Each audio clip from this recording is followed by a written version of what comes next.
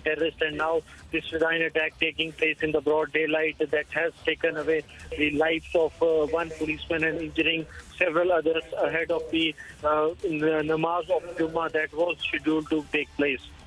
And now another threat has come from the TTP that these kind of attacks will continue in the coming days.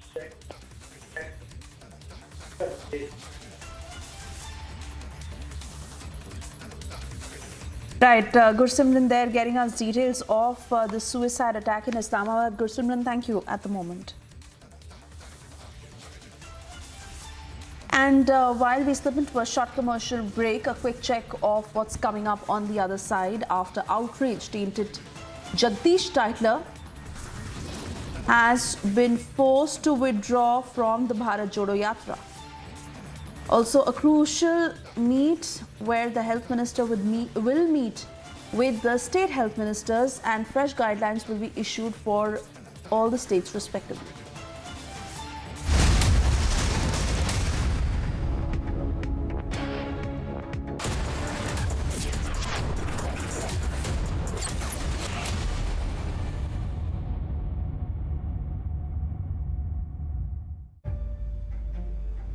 Ladies and gentlemen, you expected the puzzle, but for a law enforcement, this is not a game. Explain it to us, detective. Always! Everyone is in danger. All right, when's the murder mystery start?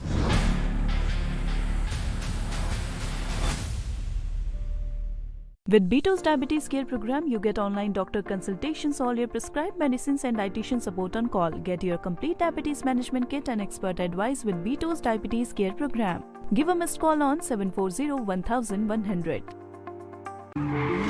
देखें कौन नया खिलाड़ी आया है। समझा देते हैं। प्यार से समझाएंगे, धीरे धीरे से। वो भी अपनी जुबान में।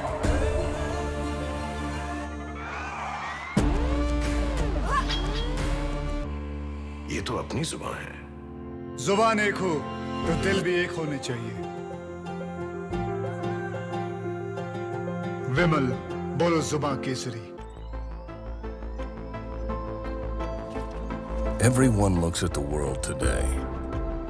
At Hyundai, we go beyond with experiences that take us forward. Inspired by our today, we design your tomorrow. Some said electric is the future. We said, why stop there? At Hyundai, we are going beyond mobility, and you are welcome to join us.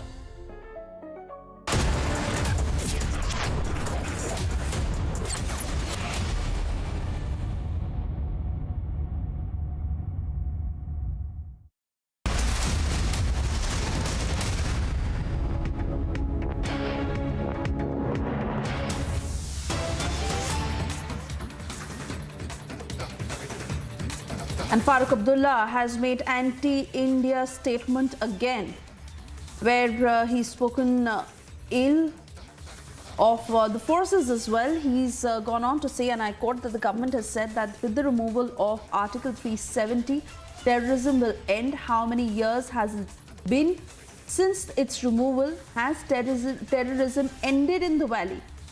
That's the statement that Farooq Abdullah has made once again.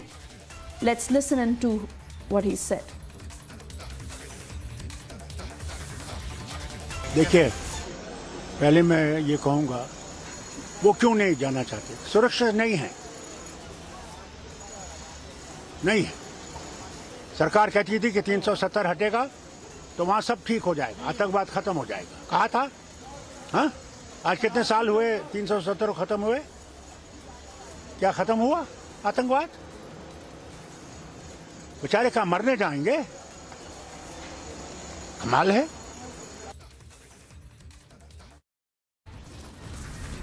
Time now for a short break. On the other side, we get to details of that massive controversy where RJD leader has said that India is not livable. He tells his children to settle abroad. And very closely tracking the meeting that Union Health Minister will hold with the health ministers of states and also review COVID preparedness.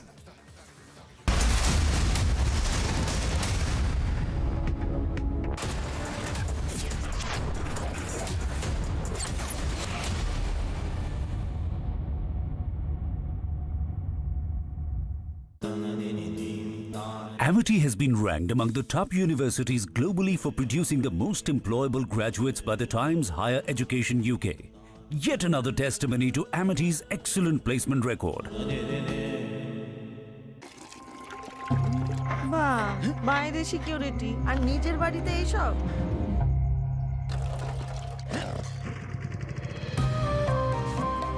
दादा बचा लिया आपने। बेफिक्र कोलकाता जाओ, interview अच्छा ही होगा। हर बंद राह ओपन हो सकती है, लगता है सिर्फ दिल। एक्सिस बैंक, दिल से open.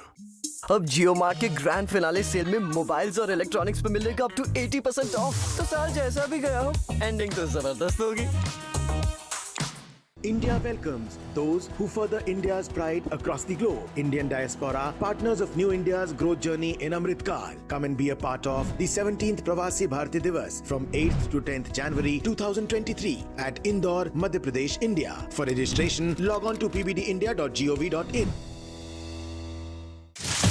Your favorite service provider, 10, which gets you the best of entertainment, is back with something very special. अभी मजा आएगा ना भिड़ो।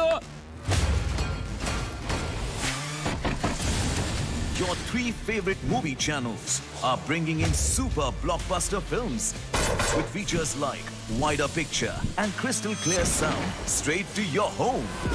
Wow. Oh, I love that expression.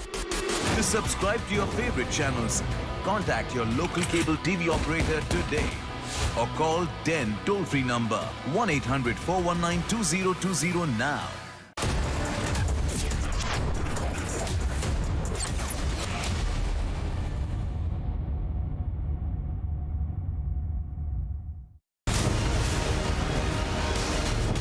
%35.2% across India, 35% across English markets, 46% across super prime time, 43% across urban India.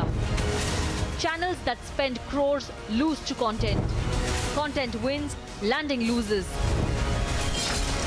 Republic, the All India #1.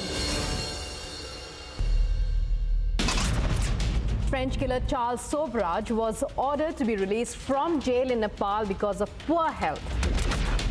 In his first trip outside Ukraine since the Russian invasion, Zelensky lands in the United States. Biden welcomes him.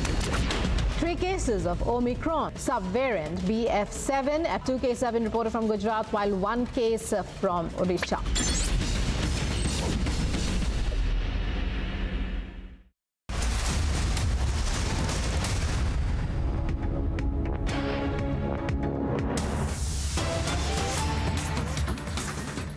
And we cut across to breaking news coming in this time from Punjab, amid COVID alert, where Punjab Chief Minister is holding a COVID review meeting. Chief Minister Mann, who is taking stock of the situation when it comes to COVID preparedness, and the meeting is underway at the CM office. Amandeep will join us live to give us more details of what exactly is being discussed in this meeting and how is Punjab preparing at its end to fight COVID. Amandeep is with us. Amandeep, tell us more. Well, absolutely, Swesha. The point is that Chief Minister Bhagwant Singh Mann, he is taking stock of the situation and holding the meeting with all the officers related to the health department as well as health minister also. They are basically taking the stock of situation. What is the preparedness of the Punjab government to deal with any kind of uncertainty with regards to COVID situation, and how many the L1, L2 beds are available. What is the status about the oxygen plants? Is there the status having the sufficient oxygen to deal with? How many oxygen beds are available? How many liquid oxygen plants are operational? And what is the present status? And after that, the decision will be taken accordingly that what kind of restrictions or the precautions should be mandatory in Punjab, just because so far the Punjab government has not released any kind of directions to the state of Punjab to deal with the COVID situation. And in fact, this is a very crucial meeting, and this meeting is just before that Union Health Minister is meeting all the state health ministers to discuss the COVID situation. And in fact, Chief Minister himself will take the call after holding discussions with the health department officials as well as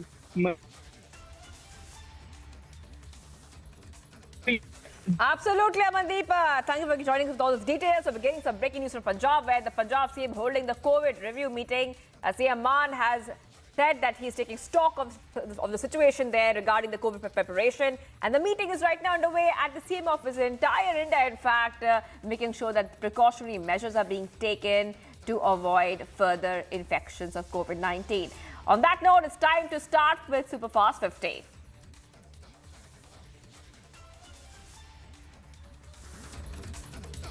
All right, at this point of time, we're getting some visuals coming in. At this point of time. Visuals coming in at this point of time. Viewers getting some breaking news coming in on your screens. Now we are seeing visuals of Shraddha's father coming in at this point of time. Remember that the probe is on Shraddha's murder, and right now he's going to go ahead and meet Delhi's top cop at this point of time. Viewers, visuals coming in at this point of time of Shraddha's father. Remember, Shraddha's father has been actively seeking justice for his daughter, and at this point of time, Shraddha's father has also appealed that quick justice and should be given to Shraddha. So we are getting these details. Remember that the DNA of Shraddha's father has also matched with the bones which were recovered from the Mehrauli forest. And right now, visuals coming in of Shraddha's father going to meet the Delhi CP, the top cop in Delhi as well. So visuals coming in spot of time. In fact, remember that Aftab has also undergone different sessions of polygraph test as well.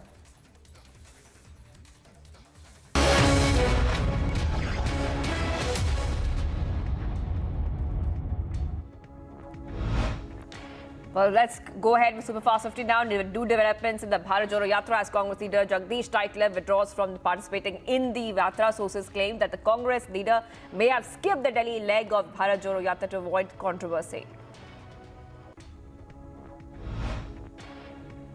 Congress leader Jagdish Titler forced to withdraw from Bharat Jodo Yatra, Republic being the only channel to confront Titler.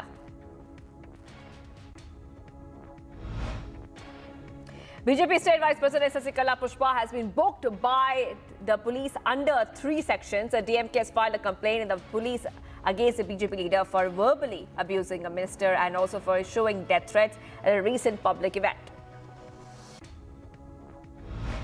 Of Tamil Nadu, BJP Vice President Sasikala Pushpa's house and vehicle were vandalized. 13 people, including 3 DMK councillors, have been booked now for vandalizing the house and the car of BJP leader Sasikala Pushpa.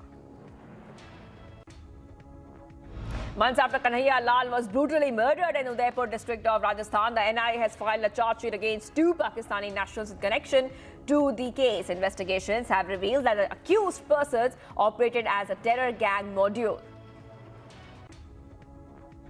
Bikini killer Charles Obraj, who has been lodged in the Kathmandu jail since 2003 and was linked to over 40 murders, has been released from prison today.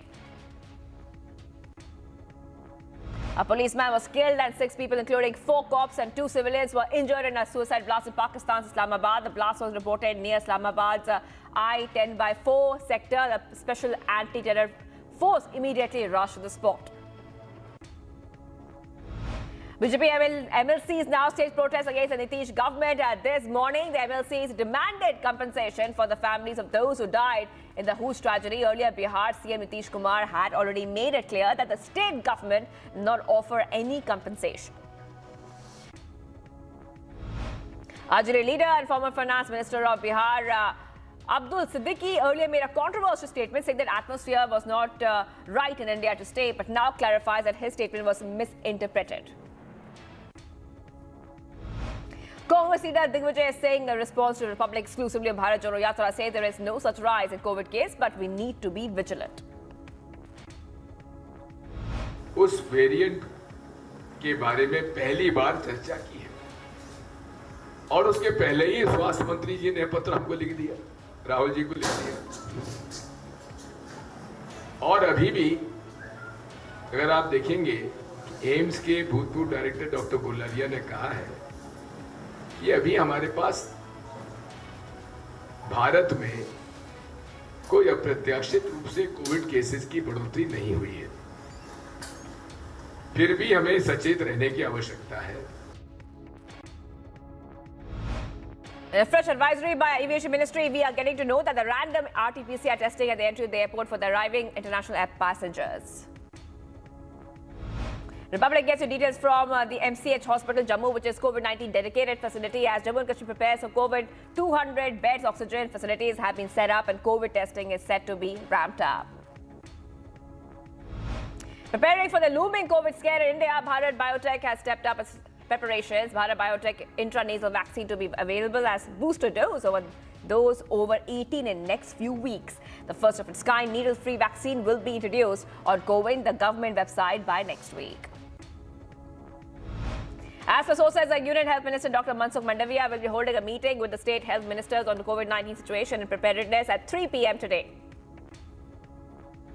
Meanwhile, reacting to the questions raised over health minister's letter to Rahul Gandhi, the Mansukh Mandaviya has clarified that there was no political intention behind the letter, and the letter was written after 3 MPs approached him citing a rise in COVID cases after Bharat Jodo Yatra. He further said that the letter was written purely out of health concern and the COVID-appropriate behavior is extremely important.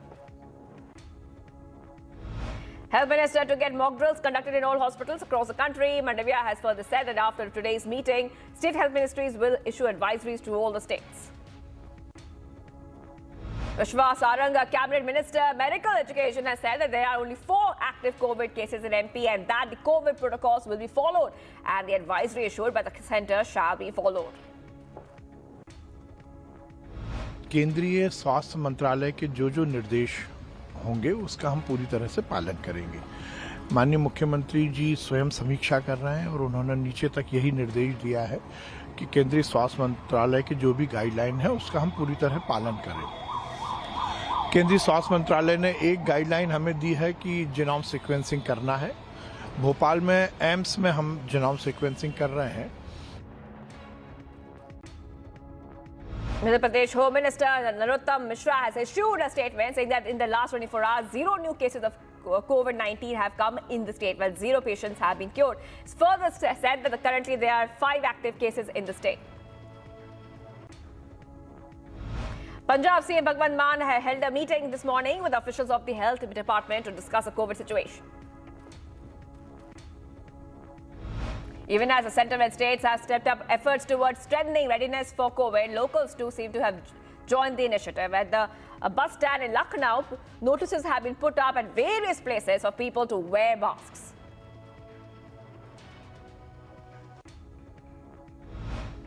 BSF troops have foiled another drone intrusion in Amritsar. Punjab BSF troops shot down the drone, which has now been seized. A search is on for the contraband of weapons that were dropped using this drone. Farmer state protest in Punjab, Firozpur, 10 Kisan leaders were booked for electricity theft during the protest outside liquor factory. The police have also registered FIR against them for using electricity by illegal means.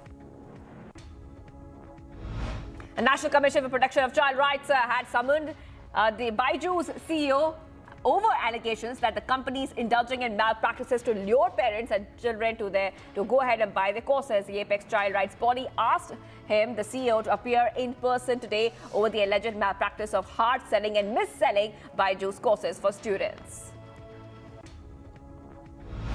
BRS will hold the Mahadharna in all the district headquarters today, protesting against the centre's anti-farmer policies. MLC K. Kavita alleged that the BJP government at the centre is forcing Telangana government to take back schemes under the MNREGA. Amid slogans and banners and opposition, the MVA staged protests against government policies, accusing the Shinde government to be corrupt and demanded the CM's resignation.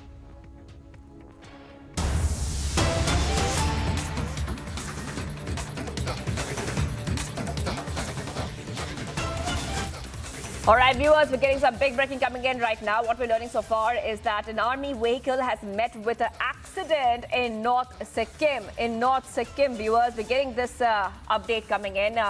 And this has happened. The accident spot is in a place called Zima Village in North Sikkim. So this is the big update we've got. And we will get you more details as they trickle in as right now. But this has been confirmed by the Eastern Command, and what we're learning so far is that the army vehicle has met with an accident in North Sikkim. The visual of that is also on your screen, and I'm being joined right now by Anirudh. Anirudh, take us through the latest detail we have got so far. We know that this accident spot is Zima village, which is in North Sikkim. Yes, initial information that we have has confirmed that 20 people were on board this ill-fated bus, which was moving from Satan to Sangulek area in North Sikkim, and it met with an accident which claimed 16 lives, and 4 of them are reportedly injured, and we have been told that those injured are also in critical condition. They are being rushed for a medical procedure and treatment.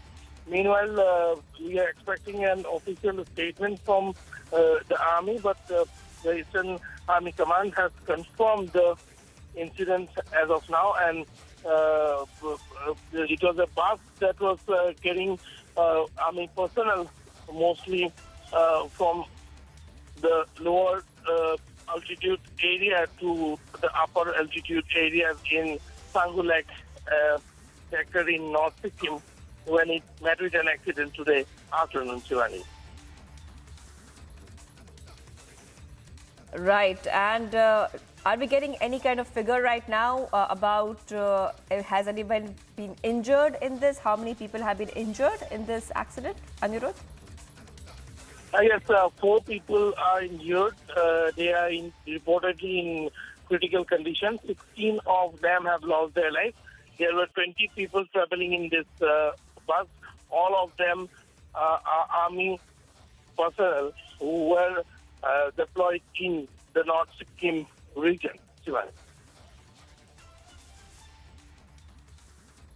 Right, Anirudh. Anirudh, also stay on with us right now. I just wanted to tell our viewers exactly what has happened. So we're getting this update coming in, where in an unfortunate incident, an Army vehicle has met with an accident in North Sikkim. And like Anirudh is telling us, there were injuries as well. And almost 16 people have lost their lives in this incident. Anirudh, I just want you to come back with us and help our viewers understand what they're seeing on the screen, because this accident looks very, very serious, Anirudh, and we can see that that vehicle has got massive damages. Okay, we'll be tracking the story very closely, viewers. We will be tracking the story very closely on Republic TV. The Army will be issuing a statement shortly as well.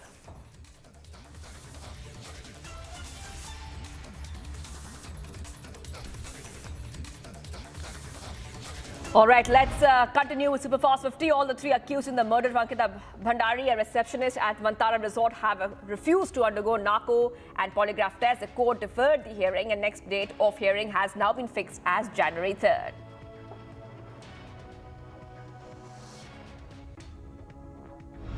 Kerala government has tendered an unconditional apology before the High Court for the failure to implement its directive to initiate revenue recovery proceedings against the PFI for the damage caused to public property during the flash strike. Bombay High Court has granted bail to dismissed Mumbai cop Riyauzuddin Qazi, who has been behind bars in the Intelia bomb scare. Now, Qazi is the second accused in the case to get bail. The bench have pronounced the order today evening after reserving it on December 2nd. नहीं, arguments तो हम लोग ने ये कहा था कि this is available offence under section 120B conspiracy और destruction of evidence which are available offences. तो हम लोग को तो as a matter of right bail मिलना ही चाहिए था लोअर कोर्ट से, बट समहाउ बेल नहीं मिली, तो हम लोग we filed an appeal before this court and we got the bail. Indian Ambassador to Russia, Ambassador Pavan Kapoor, addressed the plenary session of the India-Russia Business Forum organized by the Indian Business Alliance in Moscow. He stressed the need for businesses on both sides to understand and utilize new opportunities and battle for international north-south transport corridor and eastern maritime corridor. We've had some reports of operations of container lines on this eastern route. We were told that there was Crystal Vladivostok has taken some containers on this route. So we have to explore these opportunities also. I hope these can be options, viable alternatives that can be developed as we proceed with our new logistics. We have to be nimble. We have to look at new options and see how we can develop these connections. Ruchira Kamboj, India's permanent representative to the UN, spoke out on support of peace, security and prosperity. She said that India does not hesitate in raising voice against a common enemy of humanity such as terrorism. The wrap-up session as India is set to exit UNSC after a 2-year term. During the last 2 years, we spoke out in support of peace, security and prosperity. We did not hesitate in raising our voice against the common enemies of humanity, such as terrorism. We were conscious that when we spoke in the Security Council, we were speaking on behalf of 1.4 billion Indians, or 1/6 of humanity. Arizona is set to take down a makeshift wall made of shipping containers at the Mexico border, which is settling a lawsuit and political tussle with the U.S. government. The Biden administration and the Republican governor has entered into an agreement that Arizona will cease installing the containers in the Coronado National Forest. Explosion and large fire hit a propane gas storage unit on the Moroccan coast, sending balls of flames into the sky. 5 tank trucks were destroyed in the fire. However, no casualties were reported. President Joe Biden has now wished the American people a Merry Christmas. In an address, Biden said the message of Christmas is always important. Hopes at this time of year will unite the country.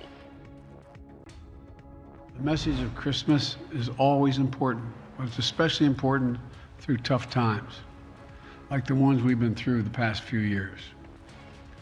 The pandemic has taken so much from us. We've lost so much time with one another. We've lost so many people we loved. Over 1 million lives lost in America alone. That's 1 million empty chairs, breaking hearts and homes all across the country.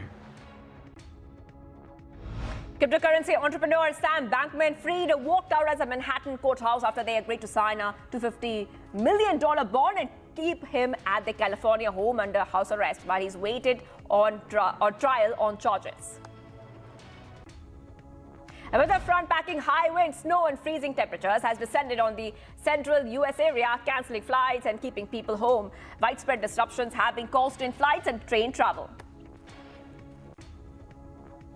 Extreme cold and strong winds have descended upon parts of Pacific Northwest. Authorities have said that one of their biggest concerns is ensuring that homeless people living on the streets have access to shelter. In Portland, officials opened 4 emergency shelters after declaring a state of emergency because of severe cold.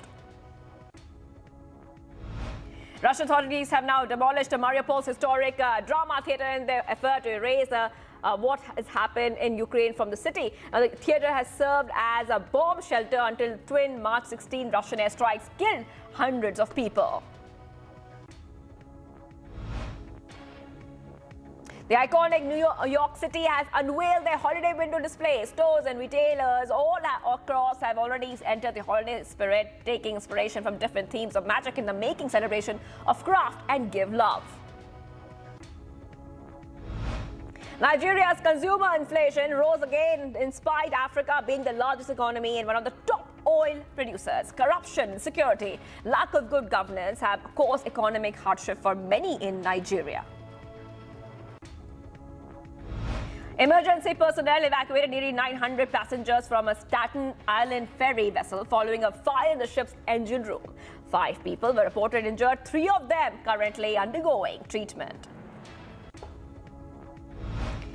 The wake of Argentina's World Cup triumph, Buenos Aires has a new mural capturing the moment Lionel Messi lifted the iconic trophy. Artist Maximiliano added finishing touches to his artwork, an image which will be etched into Argentina's football history and the memories of all the people. Barcelona president said that he does not rule out Lionel Messi might join the Catalan side once again before finishing his football career. Further added that Messi's heart beats for Barcelona, as he called him the greatest player in the history. The motoring world most grueling off-road race of all the time, the Dakar Rally 2023 edition will run from December 31st to January 15th, including a rest day on January 9th. Partizan won 73-72 in the Euro League despite shooting 41% from the field and losing to a 5th foul with 2:21 remaining. The visitors claimed the win. Real Madrid is to a 92-7-3 win against Lyon in round 15 of the EuroLeague to end the French side's 3-match winning run. The Spanish team outscored their opponents and have moved up to 4th spot in the standings. New Zealand cricket team has landed in Karachi. The team travelled from Jinnah International Airport to the hotel under a very heavy security cover. The team will play 2 tests and 3 ODIs during the tour, which will start from Monday onwards. Malik Beasley scored 25 points and Jordan Clarkson made 23 to power the Jazz past the reeling Washington Wizards. The Jazz scored 13 consecutive points, bridging the 3rd and 4th quarters, highlighted by a buzzer-beating 3-pointers. In an interesting twist, CJ McCollum scored a season-high of 40 points in New Orleans to end their 4-game losing streak. The team won despite star Zion being scratched from the lineup because of the NBA's health and safety protocols. Thousands of people gathered in Argentina City, hailing Emiliano Martinez as goalkeeper of the soccer team that won the FIFA World Cup. Sources claim that the winning may bring good news for the country, who has been stuck in economic doldrums for years. And now, the last story we have for you from sports is Manchester City has overcome Liverpool 3-2 in an enthralling match at Etihad to progress to the Carabao Cup quarter-finals. Both teams began strongly, but Manchester took the lead 3 times before holding on for victory.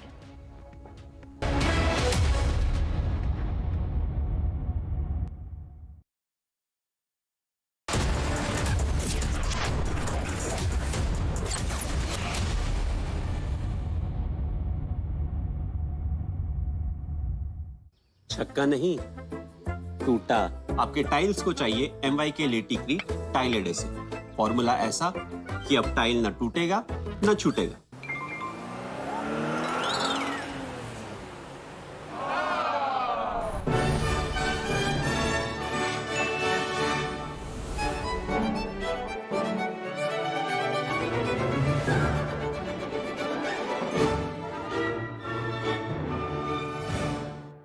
अब जियो mart के grand finale cell में home and kitchen essentials पर मिलेगा up to 80% of. तो साल जैसा भी गया हो, एंडिंग तो जबरदस्त होगी। With Beto's Diabetes Care Program, you get online doctor consultations, all your prescribed medicines and dietitian support on call. Get your complete diabetes management kit and expert advice with Beto's Diabetes Care Program. Give a missed call on 740-1100.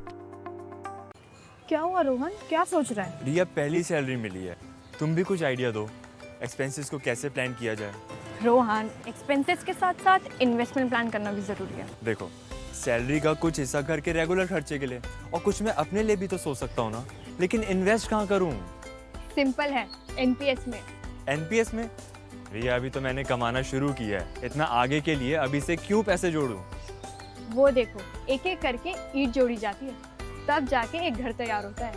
वैसे ही अभी से पैसे जोड़कर हम भी अपना retirement सुखी बना सकते हैं। बात में तो दम है।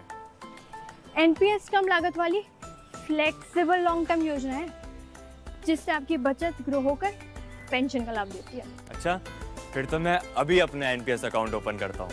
जो कल की सोचते हैं वो आज से ही थोड़ा थोड़ा जोड़ते हैं। पेंशन है तो टेंशन नहीं। एनपीएस में निवेश बाजार जोखिमों के अधीन है।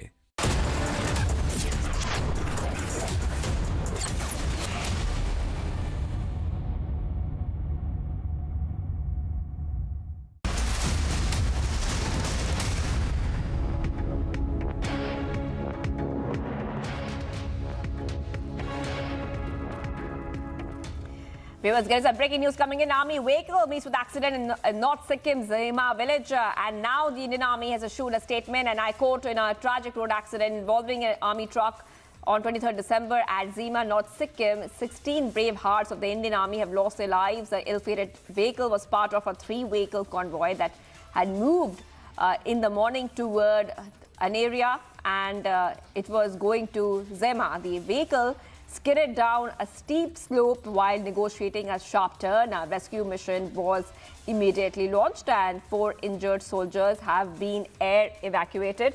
Unfortunately, 3 junior commissioned officers and 13 soldiers succumbed to the injuries sustained in the accident. The Indian Army stands firm with the bereaved families at this hour of loss. So we are getting this statement from the Army. The Indian Army has issued a statement and a quote here. I quoted the entire statement, and Anirudh is also joining us live. Anirudh, we have got the statement from the Indian Army where they're saying that even though that a rescue mission was launched, many families have lost, family member in this incident. 13 soldiers have succumbed to the injuries sustained, and 3 junior commission officers as well have succumbed to the injuries. Tell us more about what are we learning?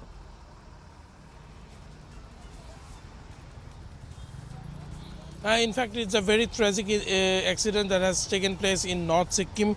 We have been told by the army that 4 injured soldiers have been air evacuated to the base hospital for further treatment. And we are also getting to know that process of retrievation of the fallen soldiers and the ZCOs are in the process, and the bodies will be brought back to the base. The bus was a convoy of the Indian Army. There were 3 vehicles in the convoy. When this vehicle, which was reportedly the last vehicle in the convoy, while negotiating a sharp turn, missed a steep slope, and it turtled, as a result of which 16 army personnel, including 3 ZCOs and 13 soldiers, lost their life. The army has confirmed the incident. The army truck was moving from Chatan in North Sikkim to Changu sector when they met with this tragic accident in Jema village in North Sikkim. Sivangi. Right. And Anirudh, also we're getting updates that they were on their way to Zema. The vehicle skidded down a steep slope while negotiating a sharp turn. So do we have any details about what was the first response? The rescue mission was launched. How soon did the rescue team come to the spot, and what other details have we found out about the cause of the accident, perhaps, apart from the fact that, of course, that those areas are quite hilly, and like we know from the statement, the vehicle had skidded down the steep slope while negotiating a sharp turn.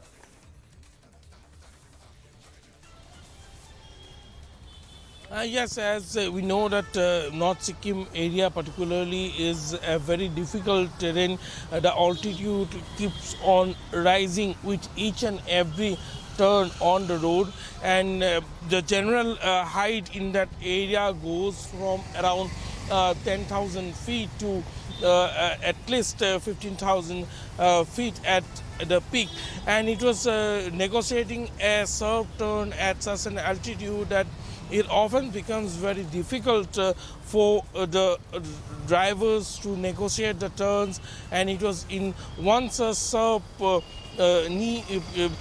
pin turn that this bus the army truck turtle. However, fortunately, there were 2 other vehicles also in the convoy, and the rescue operation didn't took much long to be deployed. But with all efforts put in, the loss of 16 brave hearts was very unfortunate, and we are getting to know that it was because of the quick response that 4 injured soldiers had been airlifted immediately out of the area for further treatment. We are getting to know that though in critical condition, they are responding well as of now. Sivangi. All right, Anirudh, thank you for joining us for all those details. So there's an army vehicle accident in Sikkim, and what we learned so far is that unfortunately 3 junior commission officers and 13 soldiers have succumbed to the injuries sustained in the accident, and the Indian Army has said that they stand firm with the bereaved families at this hour of loss.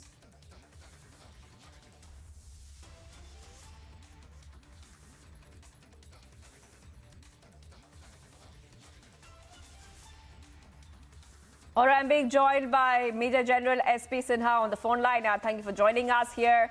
And this is a very unfortunate and sad event which has taken place. The army has issued a statement. What is your first reaction? You see, I have myself been in that area, and I've seen the terrain. I have gone around in a military vehicle in that area. There are certain basic characteristics of that area. It is a mountainous terrain, firstly. Secondly, there are sharp turns. Thirdly, it is a winter time and the effect of fog on the road cannot be ruled out. Fourthly, if there is a congregation of mud and on that some water or any other liquid which may have accumulated because of any other reason, that can cause cars to slip. And if there is no barrier on the opposite side of the mountain, then the vehicle just drops like a piece of stone, and nothing can stop it. So I think out of all the causes and possibilities that I have mentioned, there may be one or two causes. But the driving is very, very dangerous in that mountainous terrain. It's not so simple. And I have gone around in that area, so I have practical experience of that.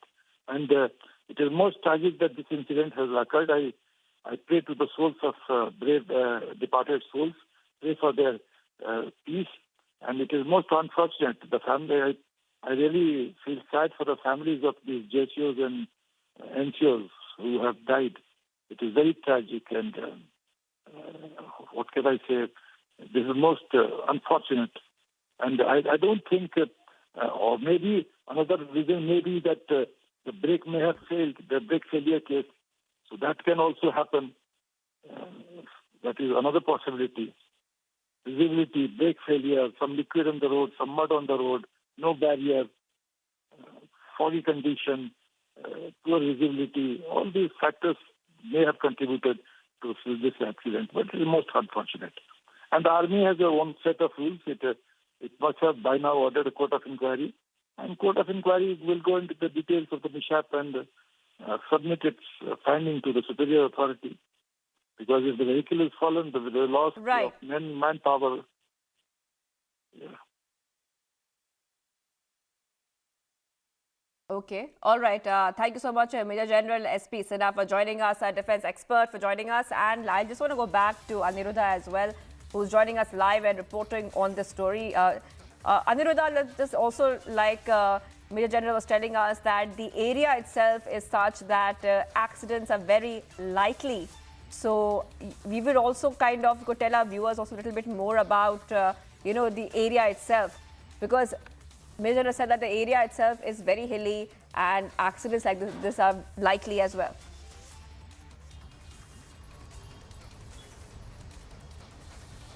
Yes, Sivangi, as Major General S.P. Sinha was pointing out that the entire area bordering the LSE in the Eastern Command have been very challenging posting for the Army. And despite the challenges, the bravery of the Indian Army are always there, ready for duty at the call of the country. And if we talk about this particular area where this accident has taken place in North Sikkim is a very difficult terrain. It's very close to the LSE, and there are a lot of challenges.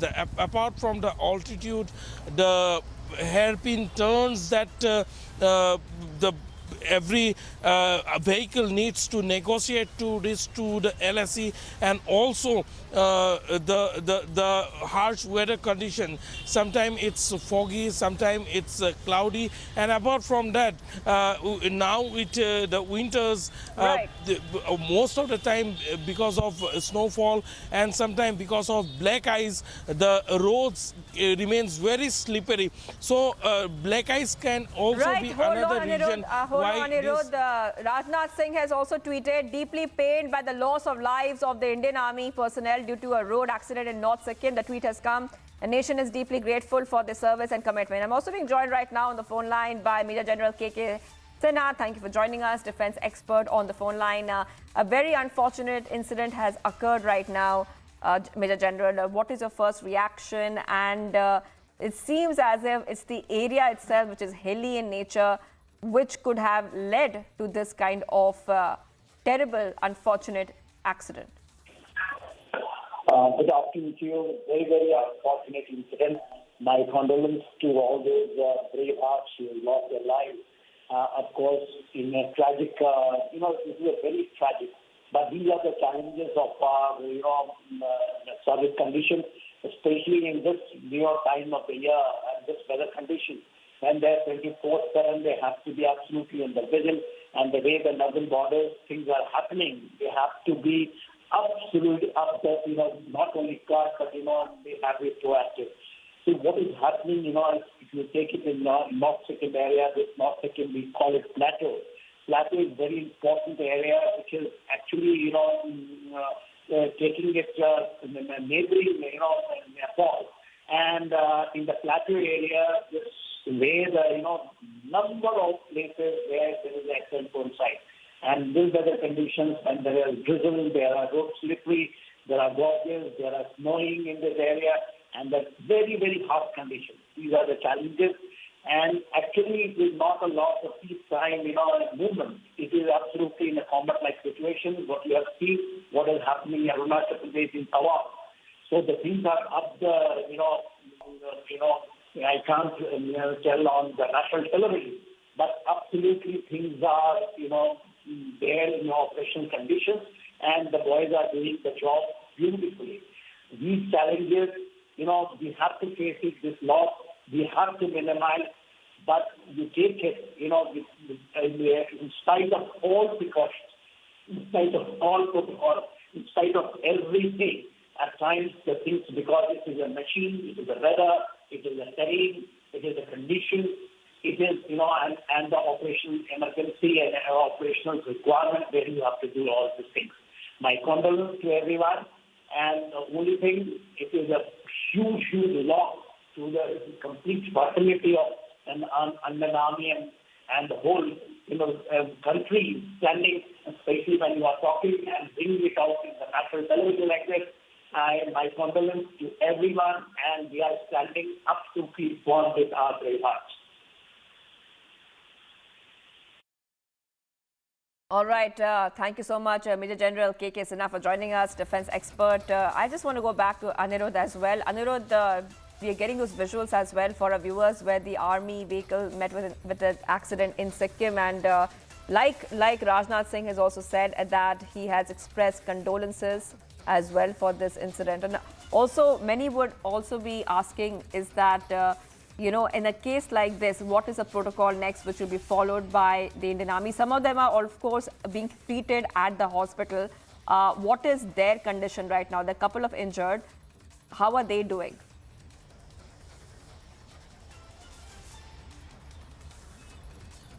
Sources in the Indian Army has told us, particularly in the Eastern Command, has informed us that those who have been air evacuated were immediately administered medical assistance, and they have been responding well to the treatment that has been provided.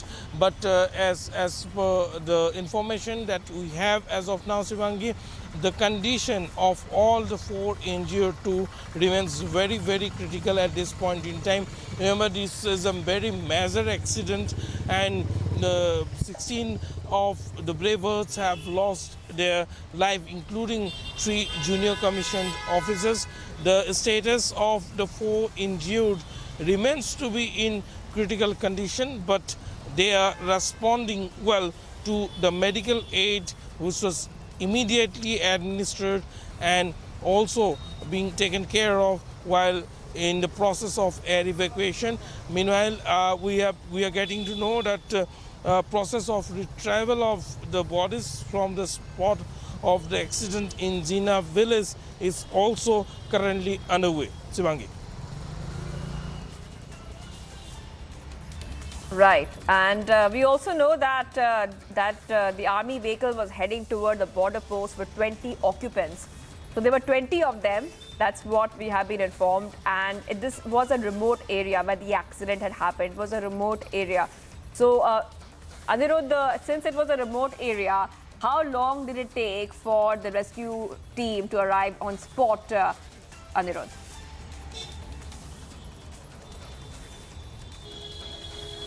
Yes, this area is very remote, and let me also tell our viewers that movement of both civilian vehicles as well as army vehicles have to be made within a limited time frame window, and it is only between around 9 a.m. to 3 p.m. that movement is generally allowed on this route. Any vehicle which is coming from that side, from the northern side towards the capital city of Sikkim, needs to cross the last check post by around 4:30 p.m. in the evening, and while going towards the border also they need to cross that particular check post before around 12 o'clock in the afternoon. So there are a lot of challenges involved in this Anirudh, just entire hold on for a exercise, second. and also Anirudh, just hold on for a second. as you were pointing out, I'm coming back to you, Anirudh. Yes. I'll come back to you.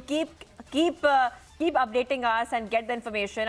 I'll just go across to Major General Rajan Kochar joining us on the phone line, defense expert. Thank you for joining us. This is very, very tragic news coming in, where the army vehicle has met with an accident in North Sikkim. It's extremely sad to hear this, and very unfortunate because if you look at the terrain there in North Sikkim, and I've been there, it is quite difficult terrain, and though we have all-weather roads there, but still, especially at this time of the year, the visibility is an issue. And normally the weather packs up there before afternoon. And therefore, there is a convoy discipline we follow there, that all the vehicles have to reach their destination by around 2 or 3 in the afternoon. So normally these drills are followed, but then the weather is also very uncertain in these areas, and the cloud cover makes the hill driving very difficult. Though I must tell you that our army drivers are quite skilled in hill driving, and they have a particular test also to clear them. So that wouldn't have been the issue. It would have been certainly either the road conditions, skidding of the vehicle, or it could be a kind of a landslide also, which takes place in these areas. But none the same, it is a very, very sad incident. Precious lives lost, and my heartfelt condolences to the family, to the Paltan, who have lost their brave soldiers in this manner.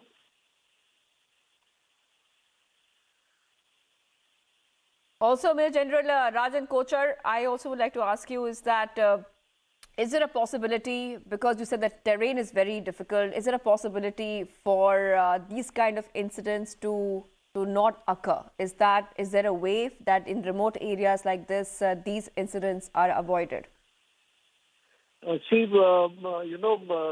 a very important question which you have asked, because we can't stop our movement in spite of any kind of terrain or the weather. Because if convoys have to move, they have to move. At times, replenishment also is required. And at times, troop movement is also required. And at times, people are also coming after leave or going for their leaves. So this kind of movement, it cannot be avoided. And, an accident is something which nobody wants it to occur. All precautions are taken. The road fitness tests of the vehicles also before they move out on a convoy are actually undertaken. So there is a standard operating procedure followed in the Indian Armed Forces, and these procedures are very strictly enforced by the commanders. So I, don't foresee that we should be having any kind of apprehension as far as the drills are concerned, because the drills are well rehearsed. But then, you can't foresee an accident if it has to take place. It can be due to many reasons.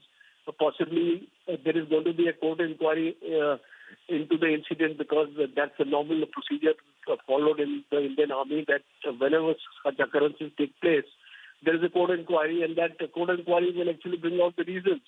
But withstanding that, it's a very, very sad loss. All right. Thank you so much, Major General Rajan Koja, for joining us, defense expert. I just want to go back to Anirudh, who's also tracking the story very closely for us. Anirudh, is there something new that we have learned from our sources so far? Because the details that we have is that 4 army jawans are critically injured, they're being treated, and this incident had happened at a remote spot.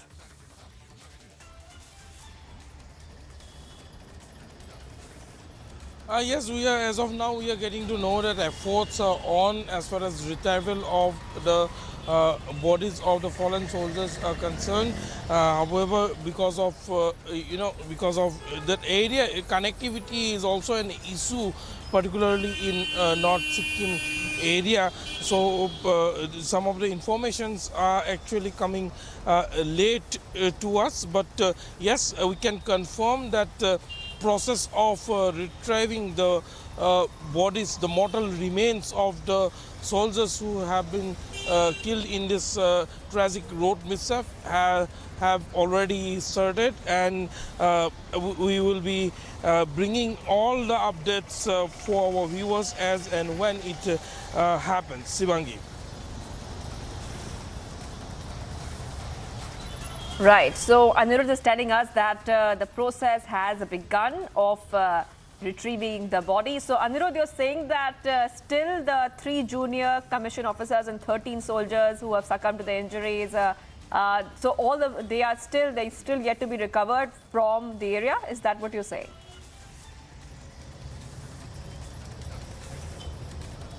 Yes, as far as the injured soldiers are concerned, they have been already evacuated but airlifted to the nearest army base hospital. But as far as the 16 soldiers, 16 army personnel who have succumbed to the injuries is concerned, the process of retrieving their mortal remains from the spot, that is from Jina village, have been initiated by the Indian Army. We are still awaiting the names of the soldiers who have been killed and injured. There is no official statement in regards to the names, the list, complete list of the soldiers who were on this ill-fated army truck. But yes, we have been confirmed by the army command that the process of retrieving the mortal remains have already been started. Sivangi. Right, and let's tell our viewers as well that the Defence Minister has condoled the death of the army personnel in North Sikkim. He has said that deeply pained by the loss of lives of the Indian Army personnel due to a road accident in North Sikkim. The nation is deeply grateful for the service and commitment. My condolences to the bereaved families, praying for the speedy recovery of those who are injured. So we're getting the statement from Rajnath Singh as well. Are we getting any more reactions coming in, Anirudh, on this accident?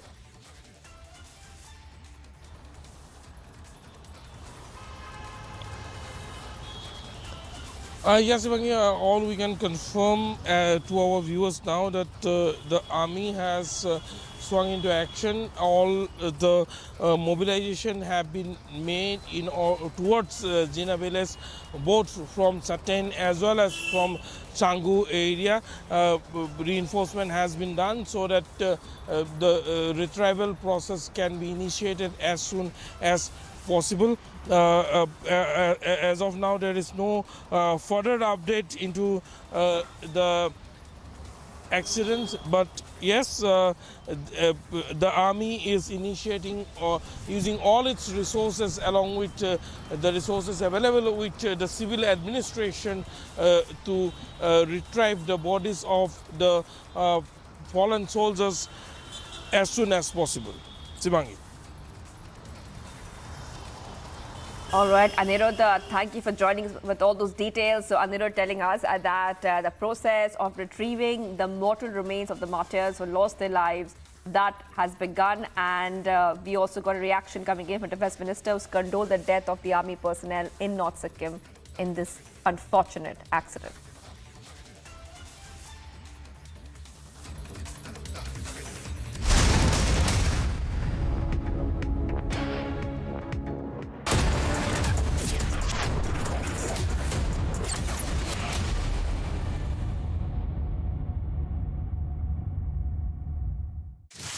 Your favorite service provider, Den, which gets you the best of entertainment, is back with something very special. अभी मजा आएगा ना भिड़ो.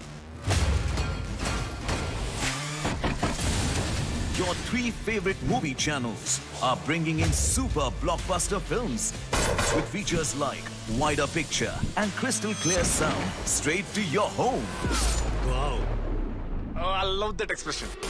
To subscribe to your favorite channels, contact your local cable TV operator today or call Den toll-free number 1-800-419-2020 now.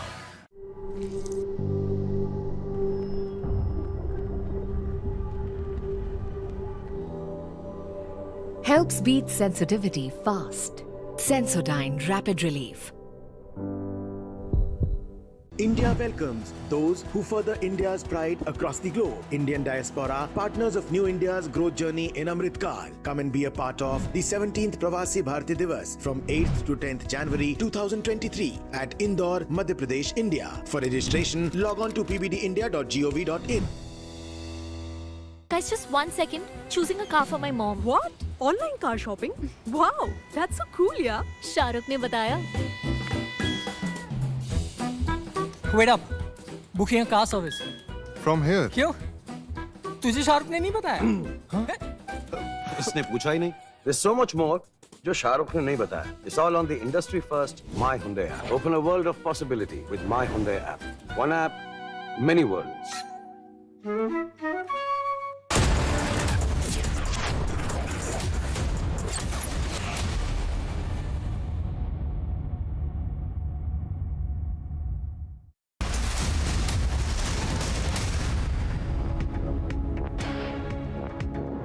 Viewers, we are going back and tracking what really happened in North Sikkim. A very unfortunate accident happened in North Sikkim. Now, Indian Army has issued a statement, and I quote here: a tragic road accident involving an army truck, North Sikkim.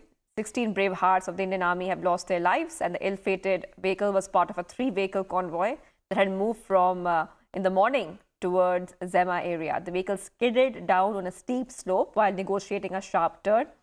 And they are injured as well. There are 4 people who are injured. They're being treated at this point of time. 3 junior commissioned officers and 13 soldiers succumbed to the injuries sustained in the accident.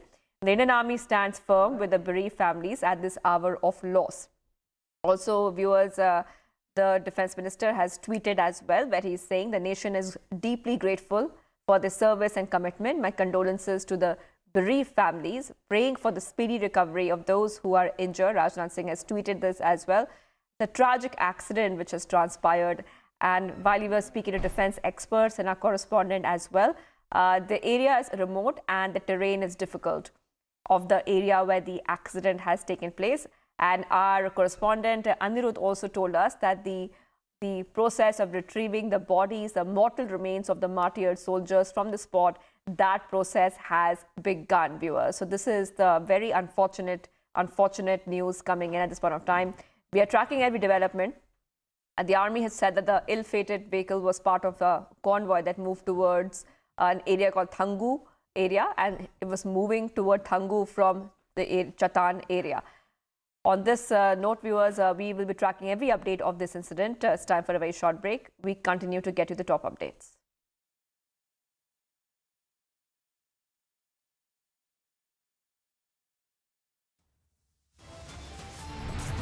And viewers, much more coming up on the other side. What's happening is a massive controversy has erupted as RJD leader says India is not livable, told children to settle abroad.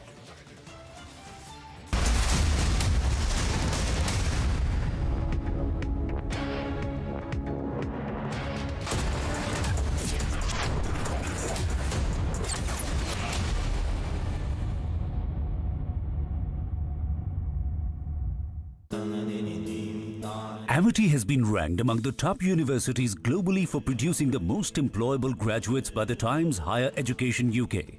Yet another testimony to Amity's excellent placement record. Magnificent picture, magnificent sound, magnificent experience, magnifique. High performance TVs by Aiwa Japan, now in India.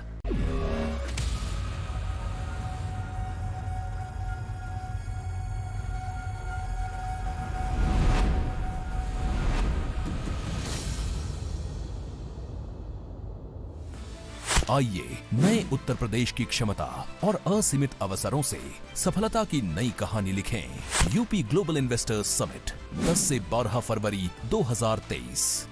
नए भारत के growth engine Uttar Pradesh में निवेश करें। With Beto's Diabetes Care Program, you get online doctor consultations, all your prescribed medicines and dietitian support on call. Get your complete diabetes management kit and expert advice with Beto's Diabetes Care Program. Give a missed call on 740-1100. Pooja, you left the job and still so cool? Bro, new challenges bring new opportunities. Oh, really?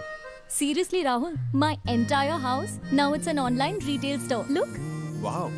But money? Few years back, I'd invested my Diwali bonus. And now you have LIC's ULIP plan Nivesh Plus. Invest once, get the benefit of both life insurance and maximized returns based on market trends. One sec, Rahul. Madam, you are double cool.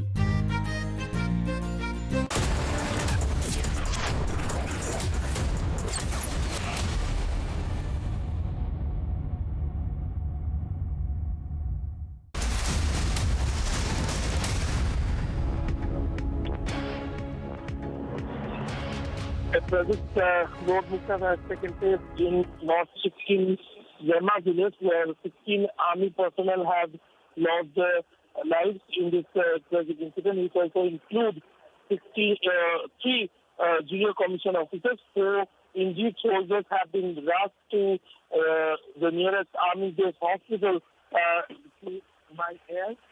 Evacuation process was initiated immediately after the incident when the force was initiated.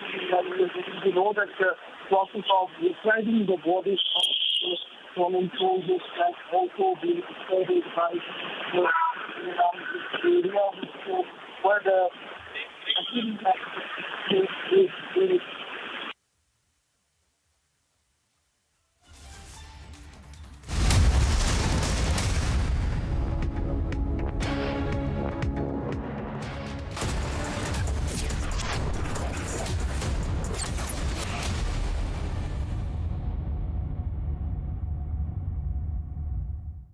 Mr. Blanc, you're the world's greatest detective, right? In your words, there has been a murder. The killer wouldn't hesitate to kill again if it covers their tracks. Wow! Well, I'm out of here. Yeah, me too. Lock the doors. Stay in your rooms. Everyone is in danger. Are you calling me dangerous? Well, we'll see. क्या हुआ रोहन, क्या सोच रहा है? रिया, पहली salary मिली है, तुम भी कुछ आइडिया दो, एक्सपेंसेस को कैसे प्लान किया जाए। रोहन, एक्सपेंसेस के साथ साथ इन्वेस्टमेंट प्लान करना भी जरूरी है। देखो, सैलरी का कुछ हिस्सा घर के रेगुलर खर्चे के लिए और कुछ मैं अपने लिए भी तो सोच सकता हूँ ना, लेकिन इन्वेस्ट कहाँ करूँ? सिंपल है, एनपीएस में। एनपीएस में? रिया, अभी तो मैंने कमाना शुरू किया है, इतना आगे के लिए अभी से क्यों पैसे जोड़ूं? वो देखो, एक एक करके ईंट जोड़ी जाती है, तब जाके एक घर तैयार होता है। वैसे ही अभी से पैसे जोड़कर हम भी अपना रिटायरमेंट सुखी बना सकते हैं।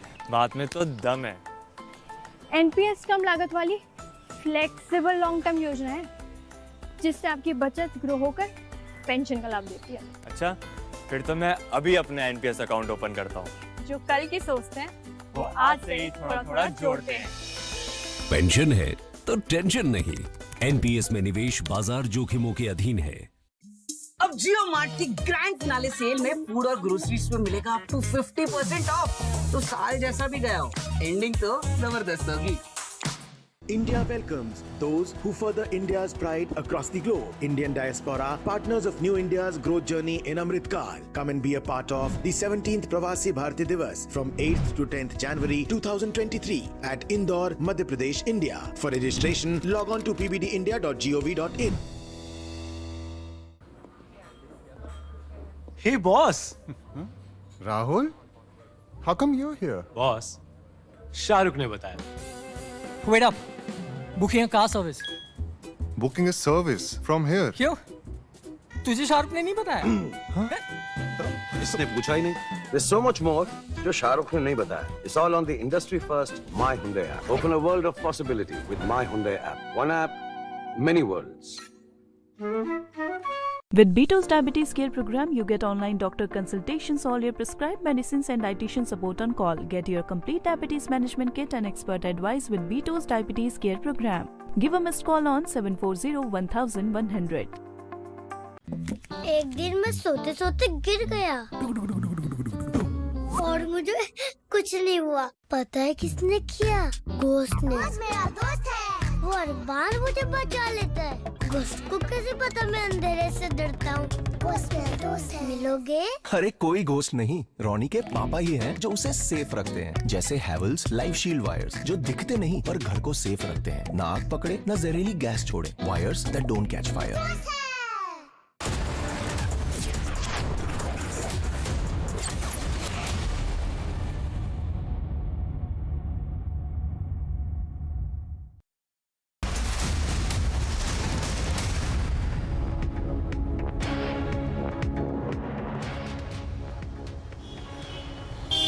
Breaking news at this point in a tragic road accident that has taken place in North Sikkim. 16 army personnel have lost their life, including 3 junior commission officers. We are getting to know that 4 of them are in critical condition. However, they have been evacuated by air to the nearest army base hospital.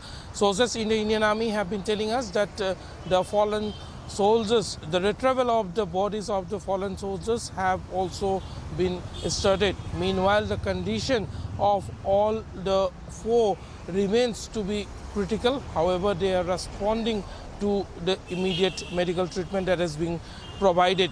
Let me tell our viewers that this accident has taken place in North Sikkim's Zema village when the army convoy, who is involved 3 vehicles, 3 army trucks, were moving from Chatten in North Sikkim to Changu Lake area, again in North Sikkim towards the line of actual control. The terrain in this area is very difficult and the altitude remains from 10,000 to nearly 15,000 feet at some point, for which it becomes difficult for the drivers to negotiate through the hairpin curves in the hilly terrain.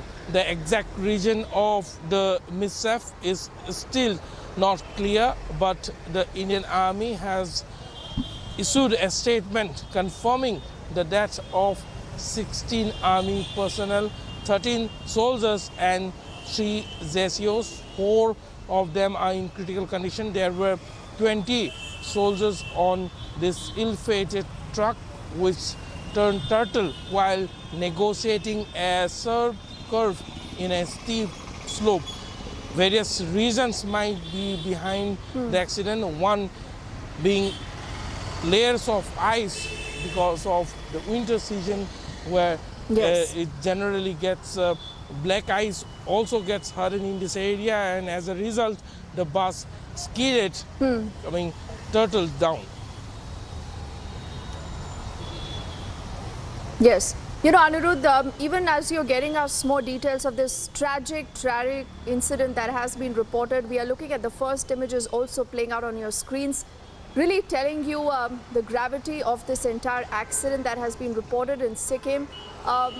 Now, you know, I do understand this is still initial times. There is a particular statement, Anirudh, that has just come in from the army that we have read. In fact, for the benefit of our viewers, I'm reading from that statement again. It says, in a tragic road accident involving an army truck on the 23rd of December 2022 at Zema, North Sikkim, 16 brave hearts of the Indian Army have lost their lives. The ill-fated vehicle was part of a 3-vehicle convoy that had moved from Chatan in the morning towards Tangu. En route at Zema, this vehicle skidded down a steep slope while it was negotiating a sharp turn. It goes on to say a rescue mission was immediately launched. 4 injured soldiers have been air evacuated. Unfortunately, it says 3 junior commissioned officers and 13 soldiers have succumbed to the injuries sustained in the accident. And then it says the Indian Army stands firm with the bereaved families at this hour of loss, unquote. Anirudh, do we have any word on the condition of those who've been injured? How are they? Okay, I think we'll just go to Anirudh in a bit. Colonel V.N. Thapar Saab also joining us on the broadcast. Thapar Saab, a very good evening to you. It's a tragic story that we are reporting this evening. 16 of our brave hearts martyred. As we are looking at these first images on our screens, this clearly, is a story that chokes all of us because we have 16 of our brave hearts losing their lives, sir.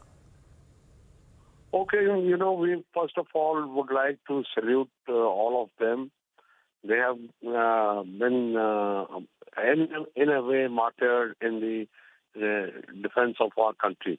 It just speaks of the great odds, heavy odds under which our army people are performing their duties in the high Himalayas, right from Kashmir to Arunachal Pradesh. So really, we have to. We are very, very obliged. I mean, we can never give them their full dues because this is in terrible weather conditions. This is happening. Actually, what happens is that in those areas, the roads get a little glaciated because of very cold winds, and then the tire starts skidding. Even if we put non-skid chains, still the vehicles are prone to skidding. So that's what has happened, and we've lost these lot of people. Very, very tragic loss to bear for the whole country because they were over there guarding the borders for us. So all we can do is pray for their souls. More than that, we have to now worry about looking after their families.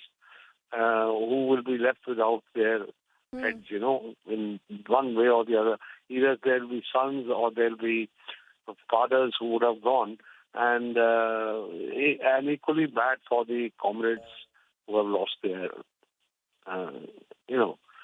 comrades in arms. So that's how it is. They are working under very, very adverse and tough conditions. And therefore, the nation, every Indian should be grateful to them for this kind of life that they are leading. Very tough life. Yes, sir, we absolutely are, and I second that sentiment that you just echoed. That our brave hearts lose their lives. Sometimes it's fighting the enemy. Sometimes it's because of extreme weather conditions and situations that are beyond our control. Colonel Thapar, sir, thank you so much for speaking to us and sharing your views. And as he said, ladies and gentlemen, our thoughts and prayers are with those who've lost their loved ones. 16 Jawans there have been martyred. 16 people have lost their lives. And some, remember, who have also sustained injuries right now recuperating in a local hospital. But as I said, just one look at these images will really tell you what our Jawans really face. Now, this is the mangled remain, remember, of the vehicle, the convoys that they were actually traveling in. And as the army statement clearly says, it was trying to negotiate, it was just trying to move through a slope. And that is where, because as we just heard Colonel Thapar sir also telling us, the weather around is, anything but trustworthy. The reason why it gets very difficult to operate in a terrain like this, where you not just, remember, have to guard our borders, keep all of us safe, but also handle something like this, an eventuality that every of our Jawan, every of our soldier is ever prepared for, and he never thinks twice about himself, about his family, but all that he does is thinks about the country. And all these pictures that are flashing on our screens, again and again, I reiterate, tell you the extent of this tragedy. You know, you see the bungled remains, you see the tires, they're up, and almost nothing of the vehicle that you can clearly see. But the rescue teams quickly reached the spot, is what the Army statement reads, after which those who had sustained injuries have now been airlifted to a local hospital where they are recuperating right now. But a tragic story that's right now being reported out of Sikkim. 16 of our brave hearts, they're losing their lives. Earlier, the Raksha Mantri has also expressed his condolences, and Republic and our entire team, remember, joins the country in paying homage and saluting the supreme sacrifice of 16 of our brave hearts.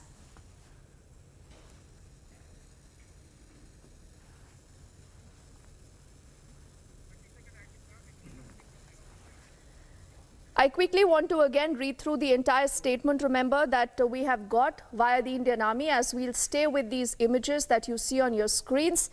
It says an army vehicle meets with an accident in North Sikkim's Zima village, Lanchin.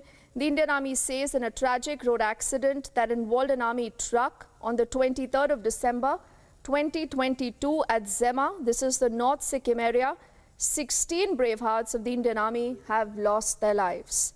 The ill-fated vehicle was part of a 3-vehicle convoy that had moved from Chatan in the morning. This was moving towards Tangu, and en route at Zema, this vehicle skids down a steep slope while it was trying to negotiate a sharp turn. A rescue mission was immediately launched. 4 injured soldiers have been air evacuated. Unfortunately, 3 junior commissioned officers and 13 soldiers succumbed to the injuries sustained in this accident. The Indian Army stands firm, it says, with the bereaved families at this hour of loss. So this was a convoy involving 3 army vehicles that has met with this terrible accident earlier today, of which the army, remember, is putting out more details, and 16 of our personnel have been martyred in this accident. Let's also try and see if we can go across to Abhishek, our colleague who has more insight into what we know about this tragedy so far. Abhishek, we just saw that statement that's come in also from the army, from the Raksha Mantri, saying that the nation is forever grateful to these Jawans for their service.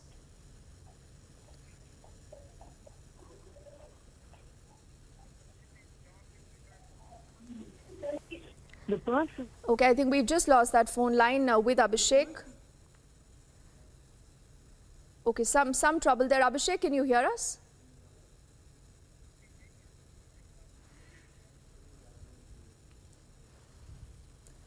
Okay, we'll just try to get Abhishek back with us, but this is the story that is being reported, the first pictures also on your screens, and Republic joins the entire country in paying its homage to all those brave hearts who've lost their lives.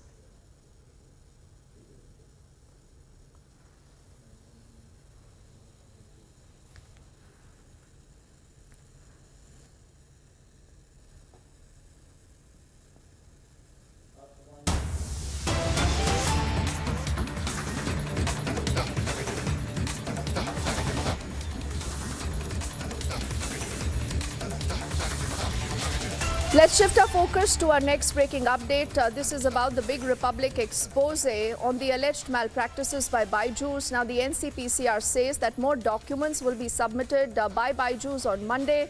In fact, Byju's officials did appear before the commission earlier today, is what we can tell you. And we'll also try to see if we have a reaction coming in from the NCPCR, but the Byju's officials have earlier appeared today before the NCPCR after these summons were served to the company in connection with the malpractices case. Also, our colleague Harsha has spoken to the chairman at the NCPCR. This is what he says.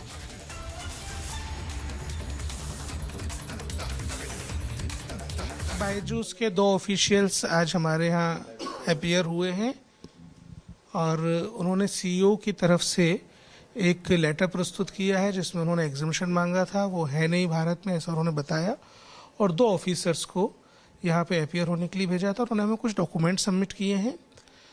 First of all उन्होंने ये बताया है कि वो एक affordability test अब करेंगे parents का, कि कौन लोग ऐसे होंगे जो लोन जिनको लोन लेना चाहिए, कौन लोग ऐसे होंगे जिनको लोन नहीं लेना चाहिए, और उनके अफोर्डेबिलिटी टेस्ट में जो लोग फेल होंगे वो उनको लोन देने की तरफ नहीं ले जाएंगे, उनको कोर्स ही नहीं बेचेंगे।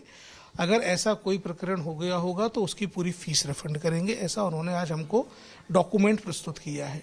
इसके साथ साथ उन्होंने रिफंड पॉलिसी भी अपनी एक नई प्रस्तुत की है। हम इस सारे डॉक्यूमेंट को अब एग्जामिन करेंगे। हमने उनको कुछ सुझाव दिए हैं। हम सोमवार तक उनको अपना जो आगे की प्रक्रिया है, आगे की जो उनको गतिविधियां करनी है उसके बारे में भी बताएंगे। फिलहाल उनके रिप्लाई को हम एग्जामिन कर रहे हैं। कौन-कौन से ऑफिशियल जो अपीयर हुए हैं सीओ की तरफ? एक कोई प्रकाश करके उनके ऑफिसर हैं, वो आए हमारे पास। उनके साथ नहीं, उनकी कंपनी के लोग, कंपनी। जो डॉक्यूमेंट उन्होंने आपको प्रोवाइड किया वो क्या डॉक्यूमेंट? मैंने आपको बताया ना, उन्होंने हमको एक रिवाइज्ड रिफंड पॉलिसी दी है, एक अफोर्डेबिलिटी टेस्ट वो शुरू करने वाले हैं जिसमें कि लोन ना लेना पड़े और लोन को रोकने के लिए क्या काम करेंगे वो हमने बताया, उन्होंने हमको बताया।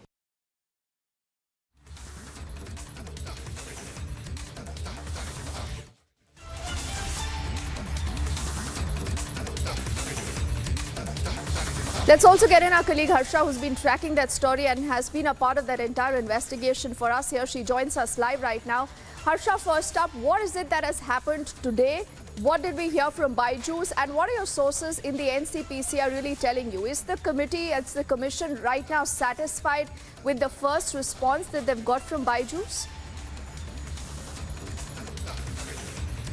See, Dipti, we can see as the impact of Republic, because Republic did the entire investigation, and there were certain things that we had spoken to parents. There were formal complaints from the side of parents where they said that they were pressurized into this entire loan thing. And today, one thing which positively could be seen as Republic impact is that now they are conducting affordability tests. What they have given to NCPCR, that an affordability test will be conducted of parents. If they can be go for that, they can further go to take the course for with loan or not. And if they could not afford the loan, they won't be directed towards loan. This could be seen as Republic impact. But one thing, they have today said it, they will do it, but they will do it or they will not do it. NCPCR will have to keep a check on all these things. And regarding the refund and cancellation policy, social media and the interviews which we have done, it's full of the complaints from the parents that refund and cancellation is not done. They are saying they will revise their refund policy. We should wait till Monday, because the documents which they have submitted to NCPCR is going to review and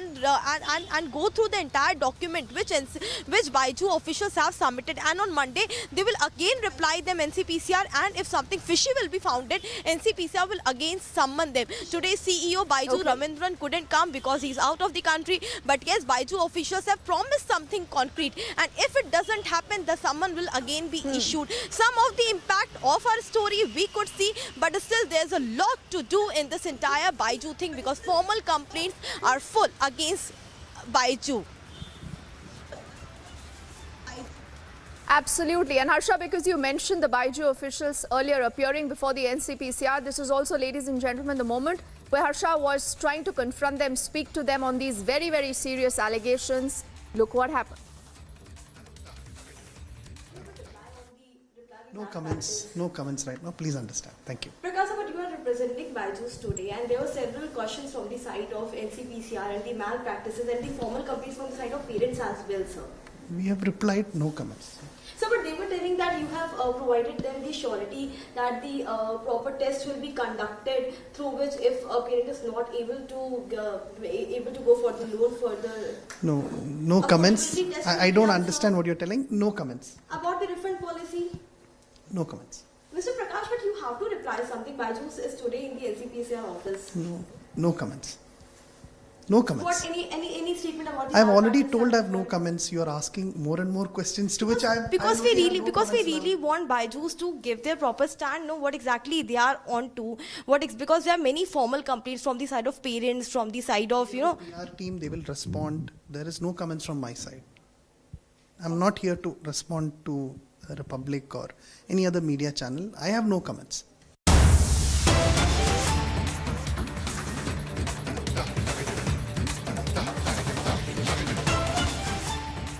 And breaking news, we are learning that the Saket court has extended the judicial custody of Aftab Poonawalla, in fact, for the next 14 days. And this means that he remains in judicial custody till January the 6th. This is the latest update coming in from the Delhi Saket court that was hearing the entire matter, after which it has decided to extend Aftab's judicial custody by the next 14 days. Now, do remember the investigation in the case is still undergoing. There are a lot of loose ends that the agencies that are investigating the case are still wanting to tie. In the middle, you've seen the narco and the polygraphic test of Aftab. There isn't much that the Delhi police has said on record, but they have said that the results of those tests are going to be helpful as far as the investigation goes.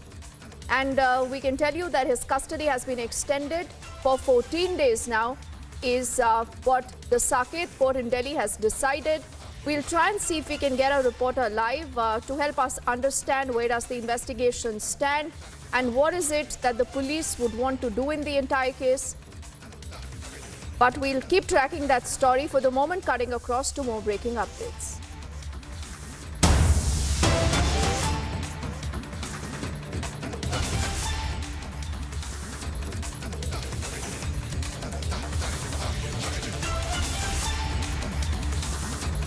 We are cutting across to these images now on your screens that is coming in from the Nirman Bhavan in Delhi. This is, remember, the office of the Health Ministry. You see the Health Minister Mansukh Mandavia there chairing their entire meet along with different state health ministers and officials who, remember, are now going to be deciding what needs to be done. These are first pictures of the health ministers' meet amidst the entire COVID scare. And we are learning that a possible direction could be handed out to different states. There could be a larger set of protocols that the health ministry could decide to hand out to the states now to follow as far as the situation goes. Now, just about yesterday, you've seen how the Prime Minister earlier has chaired a high-level meet where not just the health minister but also other important ministers, departments, whether it is the DGCA, whether that is also the ICMR, were all a part of that meet. And now the health minister is chairing that important meet with different states right now. Harsha has more insight into what possibly could be happening. Harsha, what do we know? Could we be looking at an advisory that could be issued by the end of this entire meet, considering the different states, Harsha, already have started to put out their own protocols? Exactly, Dipti, what we are learning in that yesterday when the meeting, the PM chaired the meeting, after that we saw the Union Health Minister Mansukh Mandavia, after the meeting with the health secretaries and after the meeting with PM, issued an advisory that the state should follow proper COVID appropriate behavior. But today the meeting which has started at 3:30, the state health ministers are all here, were joined video through virtually video conferencing in this meeting. So state health ministers will be given the advisory regarding the COVID appropriate behavior which they have to follow in the public functions, in any political function. And again, one more thing, on December 27th, which is a Tuesday, now health minister is going to ask the state health minister to conduct a mock drill and go to several hospitals and see and make a proper check there that what COVID appropriate behavior is being followed, the beds are sufficient or not, the oxygen cylinders and concentrators are there in the hospitals or not. And regarding the festival season is coming, so every state health minister will be directed that they have to ensure that the proper gathering and proper at the time of crowd, less crowd gathering should be there at the time of Christmas and New Year, and also COVID appropriate behavior should be followed everywhere in that state. And that's the advice we are expecting that will be given to all these state health ministers by Union Minister Mansukh Mandavia. It's been more than 40 minutes since the meeting has started, so we are waiting to see what more advice will be given to these states. Deepti, back to you. Yes, Harsha, we are looking at these images now that are beaming on our television screens. What about the DGCA? Because for some time now there has been a concern that what happens to travelers who are traveling to India from other countries?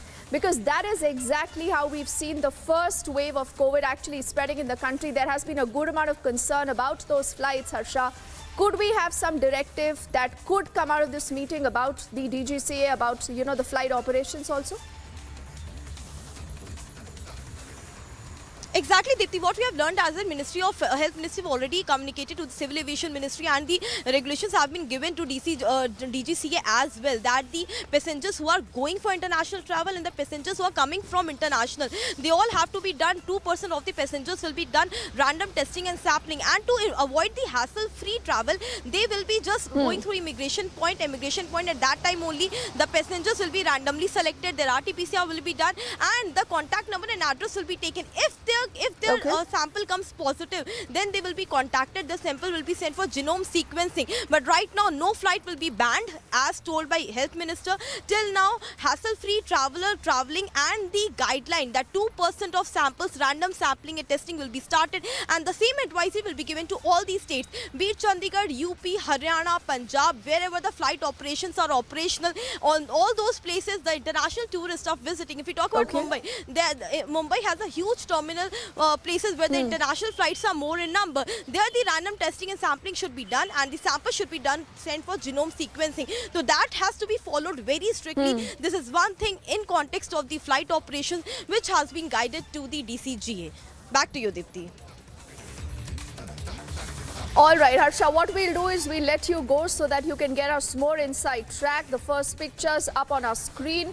Is there going to be an advisory issued by the health department? Are COVID protocols going to be back? We'll track that story. Harsha, for the moment, thank you.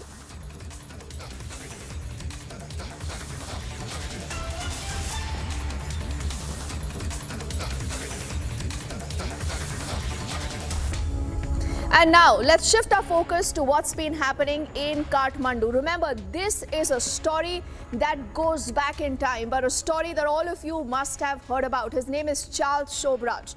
The man today has walked out of the jail in Nepal, and this is after the Supreme Court there decided to do this because of his deteriorating health conditions, also because of his old age. But why today is so much attention being focused on this one man? He could be headed to France next. Would that happen? We do not know. But let's take it across to Republic, reporting live from Kathmandu. I think we have Anamika with us, joining us on the broadcast. Anamika, आप इस समय काठमांडू में हैं और काठमांडू में इस समय Charles Sobhraj है. आगे क्या होगा? चार्ल्स शोबराज क्या आप फ्रांस जाएंगे? किस कंट्री में जाएंगे? इस समय फिलहाल कहां हैं?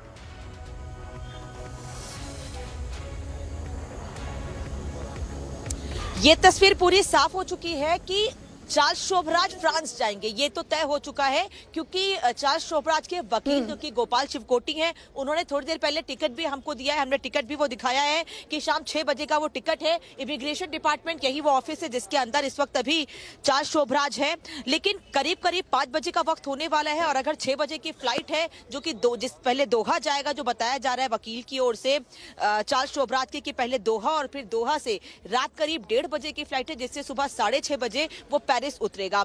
अगर 6 बजे की फ्लाइट से जाना है चार्ल्स शोबराज को, तो अभी भी यहां से कम इस ऑफिस से बाहर नहीं निकला है चार्ल्स शोबराज. और ये अभी पुख्ता तौर पर नहीं कहा जा सकता है कि क्या चार्ल्स शोबराज को आज ही फ्रांस भेजा जाएगा. वकील तो कह रहे हैं कि हाँ, फ्रांस ही भेजा जाएगा. टिकट भी मिल चुका है, टिकट भी तय हो चुका है. लेकिन फिर देरी किस बात की है? क्योंकि नियम है एयरपोर्ट जाने के. इंटरनेशनल अगर आप ट्रैवल कर रहे हैं तो आपको पहले ही पहुंचना होगा एयरपोर्ट, ये भी तय है. और अब तक किसी भी तरह के नियम में कोई ढील नहीं दी गई है चार्ल्स शोबराज को. चाहे उसका अपनी फैमिली से मिलने को लेकर बात कही गई हो नेपाल में, या फिर उसको हेल्थ को लेकर बहुत सारी बातें कही गई है कि वो हॉस्पिटल में ही रहना चाहता है. बहुत सी बातें उसकी ओर से कही गई, लेकिन कहीं पर भी कोई ढील नहीं दी गई है. इसलिए ये माना जा रहा है कि एयरपोर्ट जाने के लिए भी ऐसी कोई ढील नहीं होगी. जो नियम है, आपको 3 से 4 घंटे इंटरनेशनल ट्रैवल के पहले पहुंचना है, वो रूल आपको फॉलो करना होगा. तो ऐसे में 5 बजे का वक्त होने वाला है, और 6 बजे की अगर फ्लाइट है तो अभी तक चार्ल्स शोबराज यहां से नहीं निकला है. तो क्या आगे फ्लाइट बढ़ाई जाएगी? क्या ये फ्लाइट कल की कराई जाएगी? क्या फ्लाइट डिले कराई जाएगी? इस पर भी सबकी नजरें हैं. और जैसे भी थोड़ी सी हलचल बढ़ती है गेट पर. जी बिल्कुल अनामिका, वक्त की थोड़ी कमी है, लेकिन we will be on top of that story. Thank you so much for reporting on that from Kathmandu, Republic. Remember, we'll track that man. The first image, you've seen it here. We are quickly heading into a break, but don't go anywhere. Back on the other side with lots more.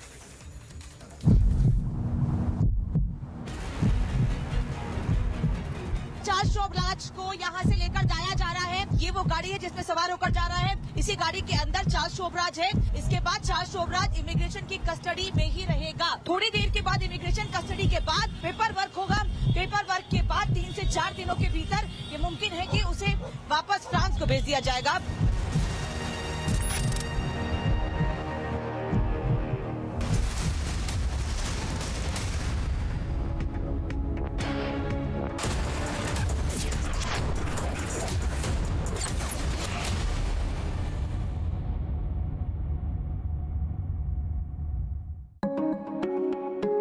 An unshakable belief, a 360-degree holistic model of development, and a strong team of 300 people is transforming millions of lives in rural Maharashtra. Build hope, we build aspiration, we allow them, we give them the tools with which to dream.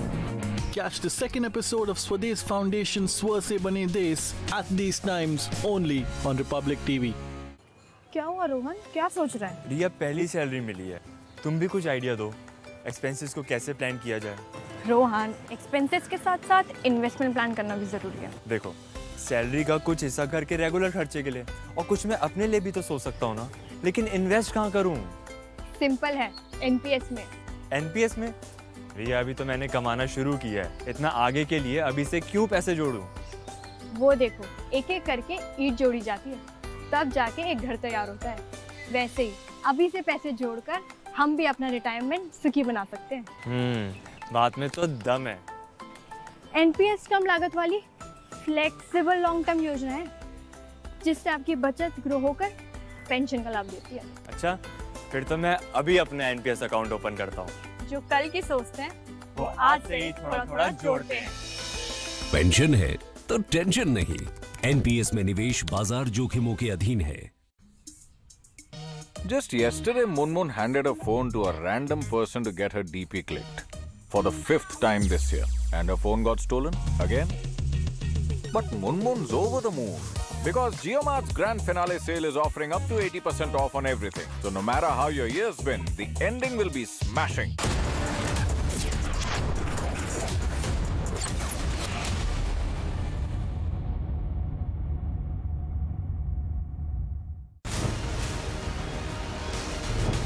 %35.2% across India, 35% across English markets, 46% across super prime time, 43% across urban India. Channels that spend crores lose to content. Content wins, landing loses. Republic, the All India #1.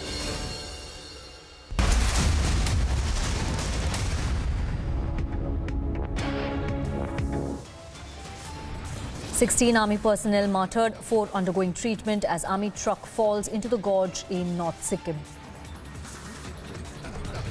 Days after summons from NCPCR, Byju's appear for questioning in the alleged malpractices case.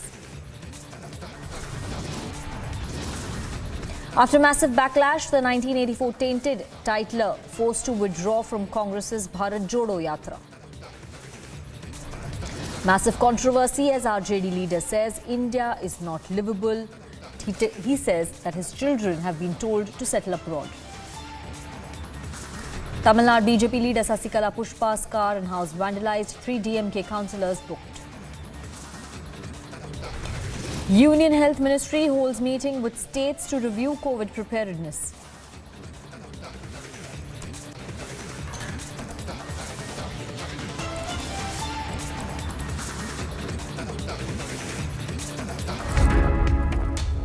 Now getting you an update of the tragic news that we received this afternoon of an army truck falling into a gorge in North Sikkim. 16 army personnel have lost their lives in this accident. 3 junior commissioned officers and 13 soldiers have succumbed to the injuries as per the statement issued by the army. The President of India has tweeted and expressed condolences and the President of India has tweeted that anguish to learn about the loss of lives of brave soldiers of Indian Army in a road accident in Sikkim.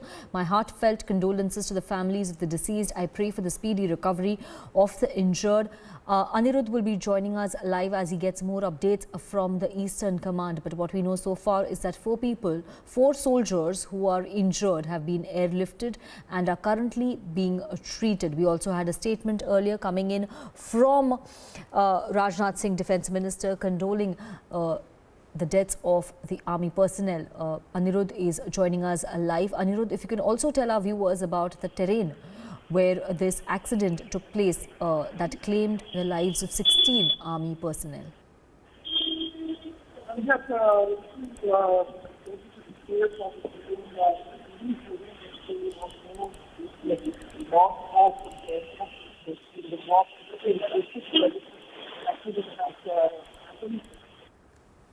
We seem to be running into some audio trouble there with Anirudh as he continues to get us updates. But what we can tell our viewers is that as per the information that we've been getting and also the army statement, 16 army personnel including 3 junior commissioned officers were killed in a road accident at Zima. Zima is the location in North Sikkim where the vehicle skidded off while negotiating a sharp turn.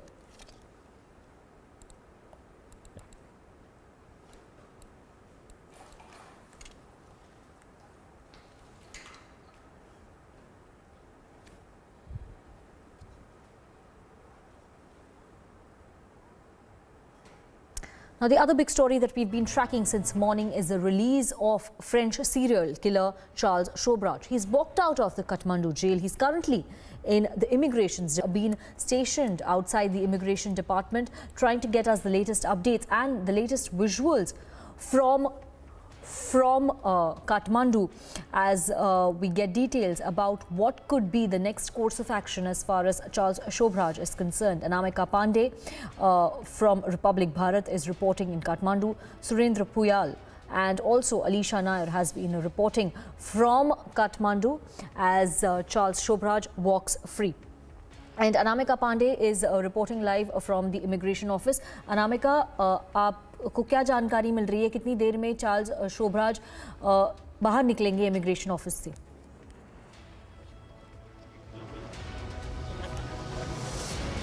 बस थोड़ी देर का वक्त और है, अभी ये बताया जा रहा है क्योंकि 1 घंटा है अभी फ्लाइट में, करीब 5 बजने वाले हैं और अभी सभी को यहाँ से साइड किया जा रहा है। जो यहाँ सिक्योरिटी बाड़ लगी हुई है, जो मीडिया कर्मी यहाँ पर हैं, केवल नेपाल से नहीं बल्कि दुनिया में अलग अलग जगहों से यहाँ पर मीडिया कर्मी पहुंचे हुए हैं, उन सभी को साइड किया जा रहा है। इससे के लग रहा है कि थोड़ी देर में चार्ल्स शोभराज को यहाँ से सीधे एयरपोर्ट लेकर जाएंगे और इमिग्रेशन ऑफिस से करीब 15 मिनट का रास्ता है और पूरे रास्ते को ये भी कोशिश है कि रास्ते को किसी तरीके से खाली कराकर जल्द से जल्द उसको एयरपोर्ट लेकर जाया जाए क्योंकि 6 बजे की फ्लाइट है। और पहले ये भी खबर थी कि ऐसी भी संभावनाएं थी कि हो सकता है कि आज नहीं कल इस फ्लाइट की टिकट है इसे कल के लिए कर दिया जाए, लेकिन अभी तक ऐसा दिख नहीं रहा है। जिस तरीके से यहाँ मूवमेंट बढ़ी है, हलचल बढ़ी है, उससे ये लग रहा है कि बस थोड़ी देर में और यहाँ से करीब 5 बजे तक, 10 मिनट का वक्त और है 5 बजने में, 5 बजे तक यहाँ से इमिग्रेशन डिपार्टमेंट की टीम साथ में लेकर इसको निकलेगी और फ्रांस निकलने के लिए एयरपोर्ट तक छोड़ के आएगी। पहले दोहा निकलना है, 6 बजे की फ्लाइट दोहा की है और उसके बाद रात करीब 1:30 बजे की सीधे पेरिस की फ्लाइट है जो कि सुबह 6:35 पर पेरिस पहुंचेगा। जो टिकट हमारे पास अब तक आई है उसमें यही है, लेकिन देरी किस बात को लेकर हो रही है, इस पे ये भी कहा जा रहा है कि कुछ पेपर वर्क है जो अभी पूरा नहीं हुआ है, इस वजह से भी देरी हो रही है। और अभी कुछ लोग अंदर पहुंचे हैं, कुछ फाइल और कुछ पेपर लेकर। ये बोल रहे हैं कि हो सकता है कि वो पेपर्स अंदर लेकर गए हों और उसके बाद अब चार्ल्स को बाहर लाने की तैयारी है। लेकिन इन सब के बीच चार्ल्स की फैमिली, खासतौर पर वो कथित फैमिली निहिता और उनकी माँ, वो लगातार एक ही बात कह रहे हैं कि वो चार्ल्स से एक बार मिलना चाहते हैं, उनसे बातचीत करना चाहते हैं। अभी तक सुबह से वो लगातार यहाँ पर खड़े थे, उन्हें कोई परमिशन नहीं दी गई है। और थोड़ी देर पहले नीता से हमने जब बात करने की कोशिश की तो वो कह रही हैं कि वो लीगल तौर पर ये नहीं कहती हैं कि वो चार्ल्स की वाइफ है, लेकिन अभी तक सुबह तक कई बातें निकलकर सामने आई कि क्योंकि वो चार्ल्स की वाइफ है इसलिए वो अंदर जाना चाहती हैं, उनसे बात करना चाहती हैं। लेकिन शाम होते होते नीता ने खुद ये बात स्वीकारी कि ऑफिशियली ऑन पेपर वो उनकी वाइफ नहीं है, किसी तरह के से कोई मेरे सर्टिफिकेट नहीं बना। यही बात पुलिस की ओर से भी लगातार कही जा रही थी। वो भी लगातार इंतजार करें कि कब चार्ल्स को यहाँ से एयरपोर्ट लेकर जाया जाए। सभी की नजरें हैं, थोड़ी देर का वक्त और ये मुमकिन है। जी अनामिका, आप जैसे बता रहे थे कि चार्ल्स शोभराज की बीवी और उनकी मदर इन लॉ शायद इमिग्रेशन ऑफिस के बाहर खड़ी थी कुछ देर पहले, वो क्या अभी भी वही है? अगर वो वहाँ पे है, क्या हम उनसे बातचीत कर सकते हैं? क्या उनसे रिएक्शन ले सकते हैं?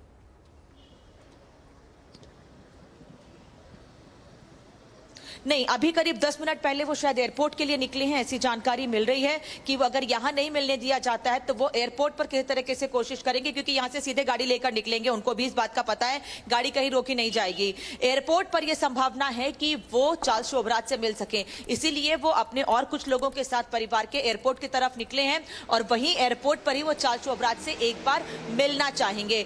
2003 में लगातार निहिता की मां ये बात कह रही है कि 2003 में जब यहाँ पर काठमांडू में गिरफ्तार किया गया था चार्ल्स शोभराज को, तब से ही वो लगातार कोशिश करती रही हैं। जो पेपर हैं उनके रिहाई के या जो उनके वीजा के पेपर लगने हैं, वो सारी चीजें उनकी मां की ओर से ही मदद की गई है, तभी यहाँ पर पहुंचे हैं और तभी वो यहाँ से रिहा हो पाए हैं और अब वो फ्रांस जाने का रास्ता उनका साफ हो गया है।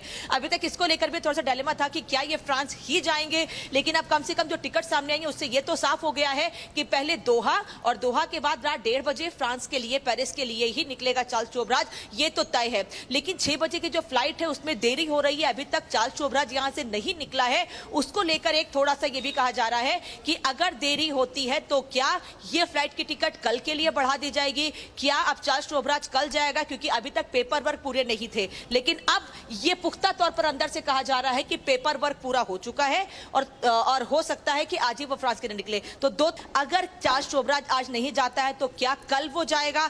आज क्या कमी रह गई है जिस वजह से उसको वो नहीं जा पाया? अगर वो नहीं जा पाता है फ्रांस तो, लेकिन अभी कुछ भी कहना जल्दबाजी होगी, क्योंकि इमिग्रेशन डिपार्टमेंट की ओर से अंदर कोई भी जानकारी ऐसी नहीं दी जा रही है कि क्या वो आज ही एयरपोर्ट छोड़ने के लिए लेकर जाएंगे। तस्वीर विवेक अंदर की दिखाइएगा कि क्या कुछ अंदर मूवमेंट हुआ है, क्या और ज्यादा वहां पर नेपाल पुलिस की जो टुकड़ी है वो डिप्लॉय की गई है, क्योंकि धीरे धीरे यहाँ पर नेपाल पुलिस की टुकड़ियों का पहुंचना भी जारी है।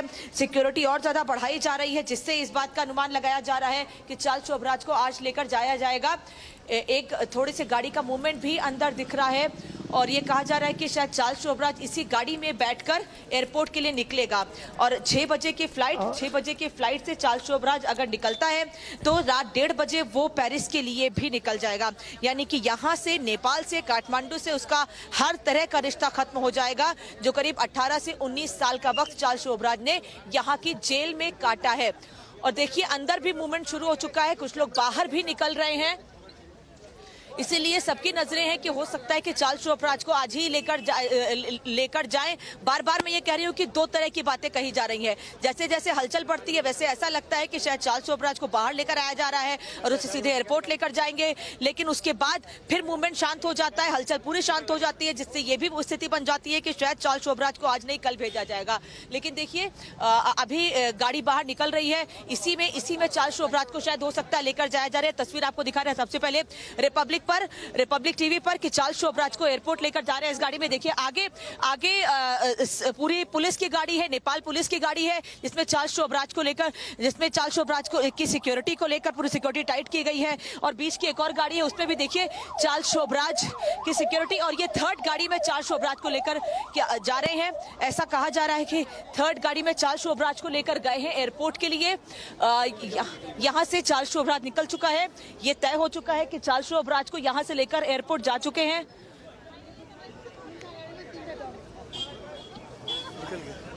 Anamika Pandey of the Republic Bharat is reporting live from Kathmandu as we got those exclusive and latest pictures from the immigration office of possibly Charles Shobhraj leaving the immigration office and heading towards the airport. But what we've spoken to the lawyer earlier, what we are getting to know is that at 6 p.m. He could be heading to Doha and from there he could be heading to France.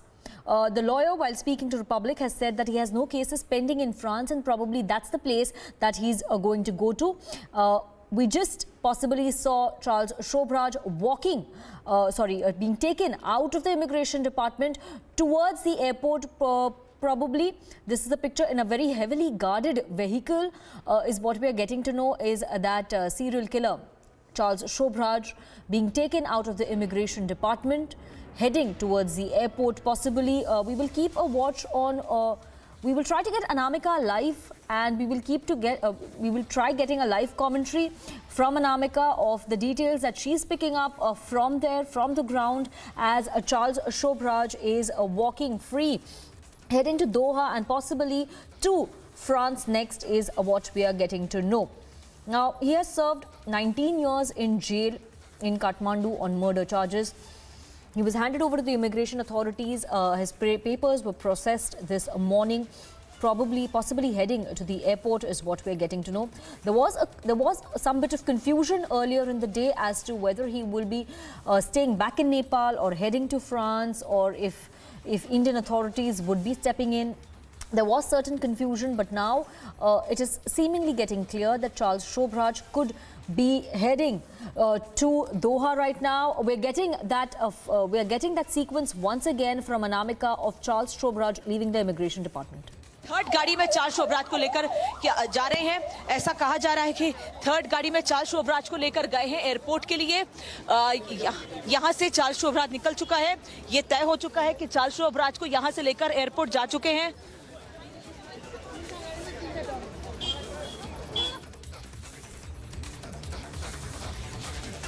And these are the latest pictures that we're getting. We'll keep coming back to Anamika and our reporting team in Kathmandu there, who are tracking all the developments as far as Charles Shobraj is concerned.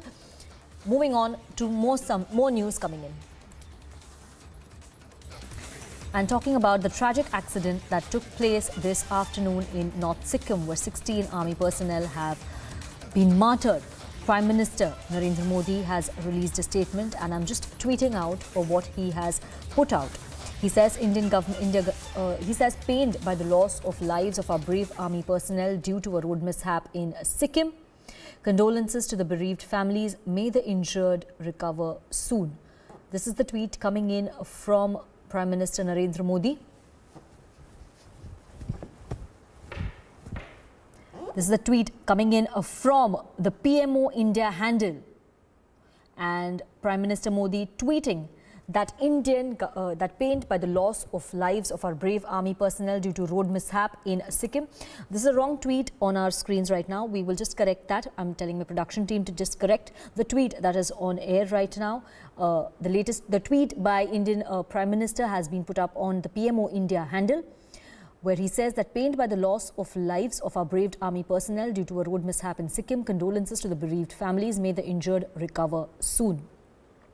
In fact, we had Anirudh also reporting live and giving us the details of the accident, the Indian Army statement that was issued a while back, where 16 army personnel were martyred and 4 are undergoing treatment after the army truck fell into the gorge. Anirudh is live with us, giving us more details about the terrain where this accident took place while negotiating a sharp turn. Anirudh, what are the details also that you're getting of the injured army personnel who've been airlifted and shifted to a hospital and are being treated right now?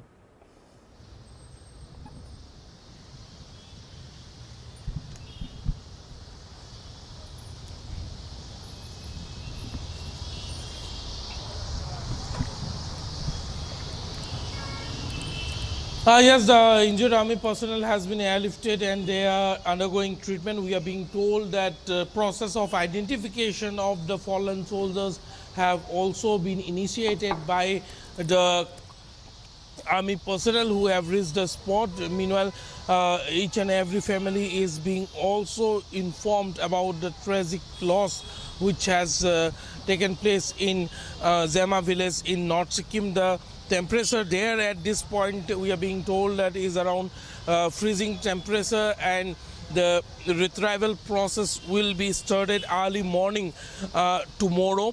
They will be first, the mortal remains will be first brought to Bagdogra airport, and from Bagdogra they will be flown to different parts of the country where the native place of the 16 bravers are situated. Studio.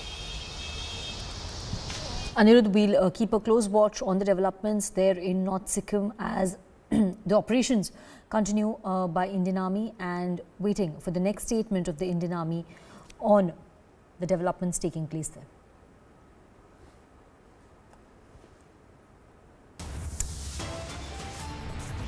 And we're heading into a short break right now. After the break, we'll get you the controversial statement that RJD leader has made, saying that the Indian atmosphere is not conducive for Muslims.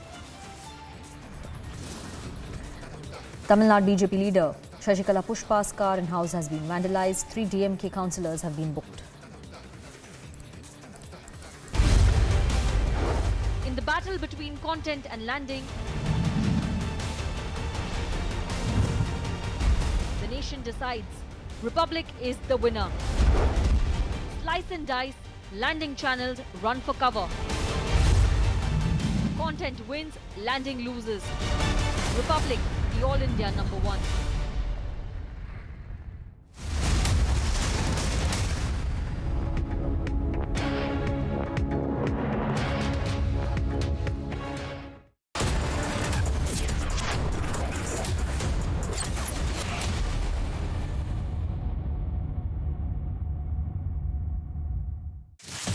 Your favorite service provider, TEN, which gets you the best of entertainment, is back with something very special. अभी मजा आएगा ना भिड़ो।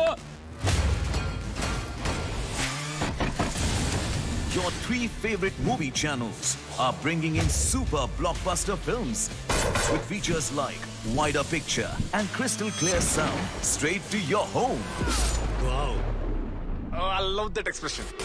To subscribe to your favorite channels, contact your local cable TV operator today or call TEN toll-free number 1-800-419-2020 now. বাহ, বাইরে security আর নিজের বাড়িতে এইসব।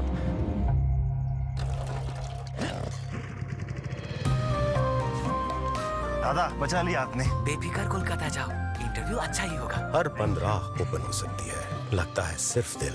Axis bank, दिल से open. UP global investor summit 2023 के माध्यम से देश विदेश के बड़े निवेशकों को आकर्षित करने के लिए प्रदेश की बदली हुई छवि को रोड शो के जरिए प्रचारित करने के साथ ही प्रदेश सरकार राज्य में उपलब्ध असीम व्यावसायिक अवसरों को प्रोफेशनल्स की मदद से निवेशकों तक पहुंचा रही है। उत्तर प्रदेश सरकार रोड शो का आयोजन भी करने जा रही है ताकि उत्तर प्रदेश में उपलब्ध असीम अवसरों का प्रसार करते हुए निवेश को आकर्षित किया जा सके।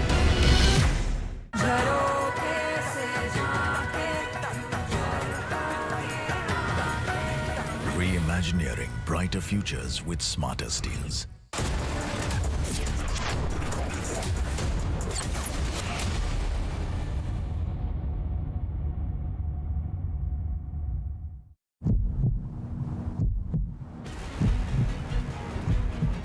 चार्ल्स शोभराज को यहाँ से लेकर जाया जा रहा है। ये वो गाड़ी है जिसमें सवार होकर जा रहा है। इसी गाड़ी के अंदर चार्ल्स शोभराज है। इसके बाद चार्ल्स शोभराज इमिग्रेशन की कस्टडी में ही रहेगा। थोड़ी देर के बाद इमिग्रेशन कस्टडी के बाद पेपर वर्क होगा। पेपर वर्क के बाद 3 से 4 दिनों के भीतर ये मुमकिन है कि उसे वापस फ्रांस को भेज दिया जाएगा।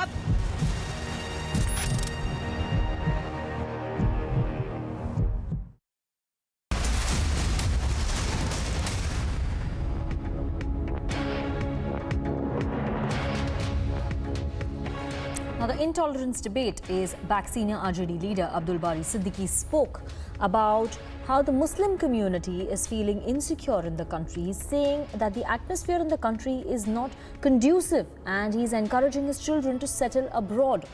Let's first listen in to that controversial comment that this RJD leader has made, and then Republic has confronted him. अंतिम में आखिरी में एक शेयर करके अपनी बात खत्म कर देता हूं। मेरा एक बेटा है और एक बेटी है। बेटा अभी हार्वर्ड में पढ़ रहा है, बेटी लंदन स्कूल ऑफ इकोनॉमिक्स से पास आउट कर चुकी है। तो जो देश का माहौल है, अब आप कहिएगा भाई आप तो खुद हो यहाँ। तो हमने कहा अपने बेटा बेटी को कि नौकरी कर लो उधर ही, अगर सिटीजनशिप भी मिले तो ले लेना। अब इंडिया में माहौल नहीं रह गया, तुम लोग झेल पाओगे या नहीं झेल पाओगे।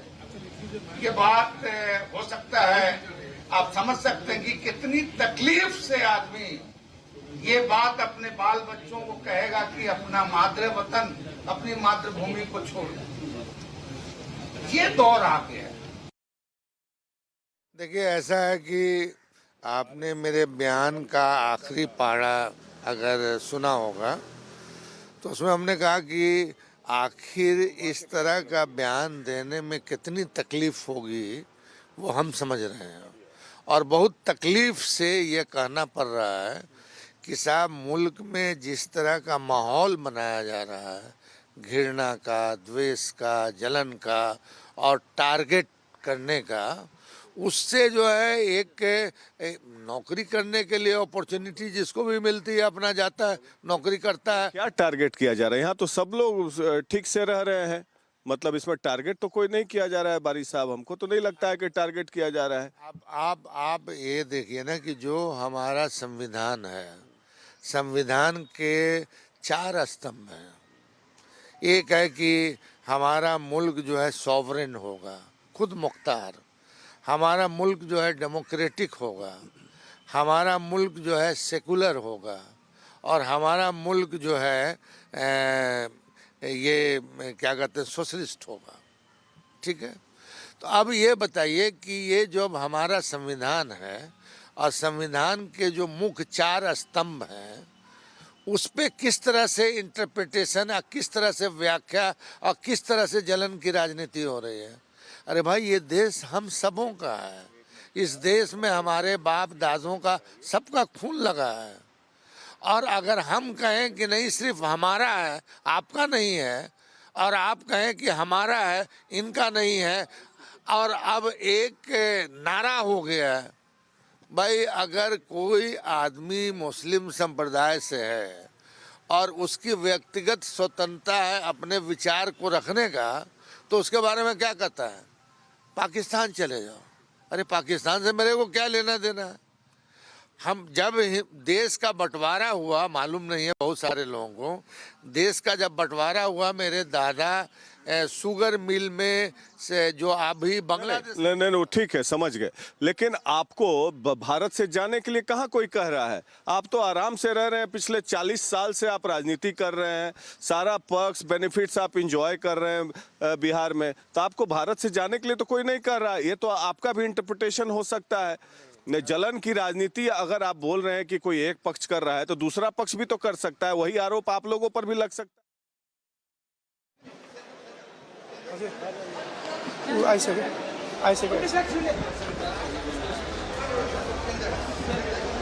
Pictures that we are getting from Kathmandu, from Nepal.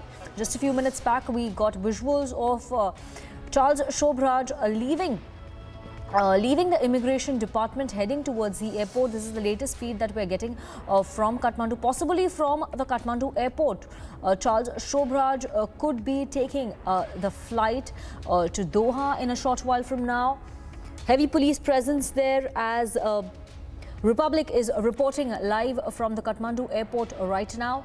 Charles Shobraj could be leaving for Doha, and from there could be heading to France. The world has its eyes on Kathmandu this evening as Charles Shobraj could be heading towards France is what we are getting to know. Republic in fact also spoke to Charles Shobraj's lawyer, bikini killer, serial killer as he is known.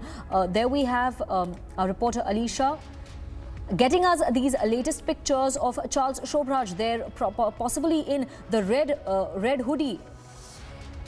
Red hoodie there, police presence, heavy police presence there, heavily fortified Kathmandu airport. Charles Shobraj getting inside the airport, possibly taking the flight to Doha and then heading towards France is what we're getting to know. We'll try to get Aisha live as well, because she's been reporting on this story, getting us more details about what could be the next course of action for French serial killer Charles Shobraj. When we spoke to the lawyer earlier, and we'll play out that conversation that Republic had with the lawyer as well, where the lawyer confirmed that Charles Shobraj has no cases against him in France. He has no...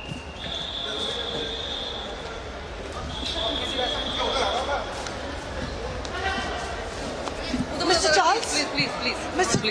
Please. Mr. Charles, what's lies ahead? Mr. Charles, what's lie ahead for you now? Mr. Charles, are you really think the France will be safe for you?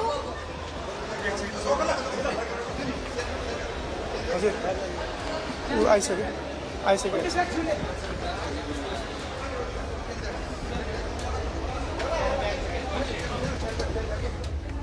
There we had it.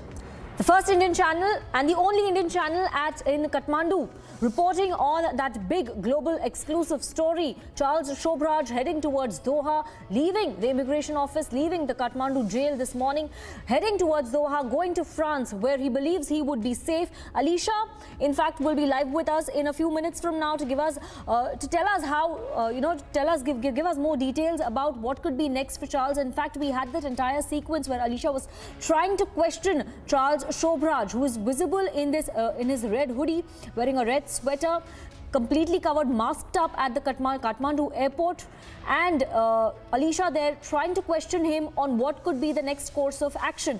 I would. Charles, are you really think the France will be safe for you?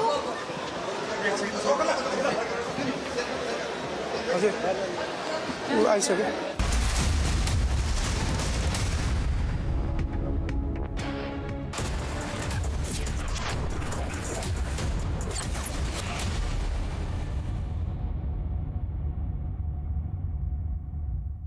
Tonight, a murder will be committed.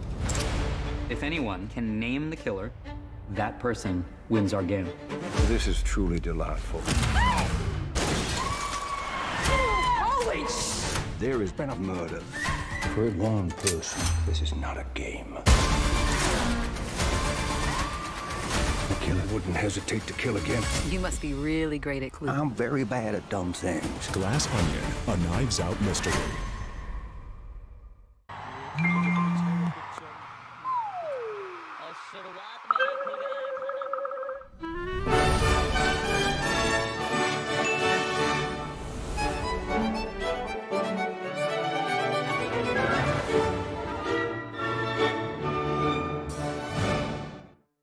With Beto's Diabetes Care Program, you get online doctor consultations, all your prescribed medicines and dietitian support on call. Get your complete diabetes management kit and expert advice with Beto's Diabetes Care Program. Give a missed call on 740-1100.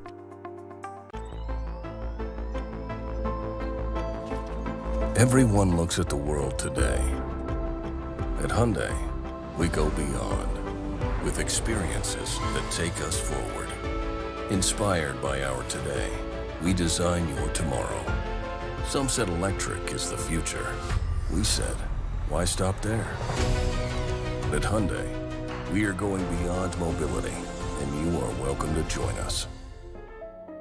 Whenever I had ice cream or cold water, I would experience a sharp shooting sensation, so I just kept ignoring it. Even my hot chai was giving me the same amount of discomfort. My dentist recommended Sensodyne, so now I can be completely carefree and sip my hot cup of tea. It really works.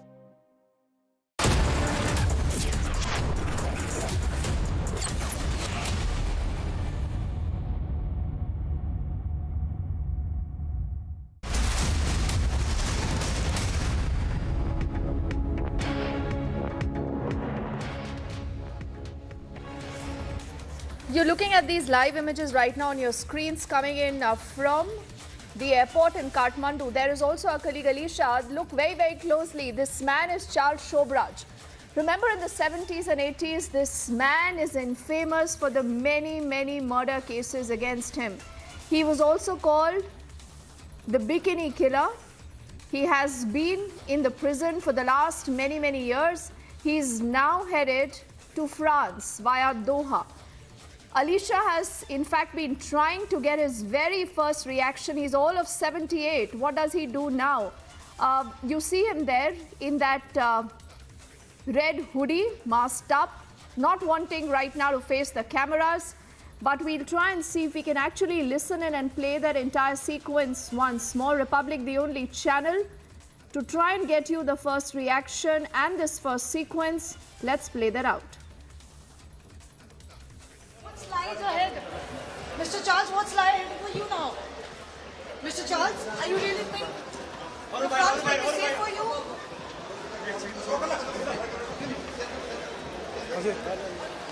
I second. Mr. Charles, what's lies ahead? Mr. Charles, what's lie ahead for you now?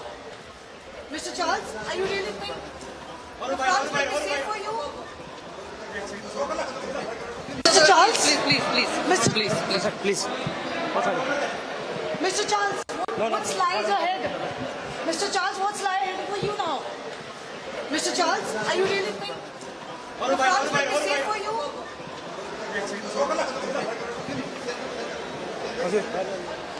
I second. And Alicia is also joining us live right now. Remember, Republic, the only channel reporting live from Kathmandu, even as we track that story. Alicia, you did come face to face with this man. You know, this man was plastered all over television screens in the 70s and 80s. Many of us were not even born then. But we've all heard about Charles Shobraj, you know, the man who's murdered many, the man who's been in that jail in Kathmandu for the last many, many years. What happens next here? Where does he go from here, Alicia?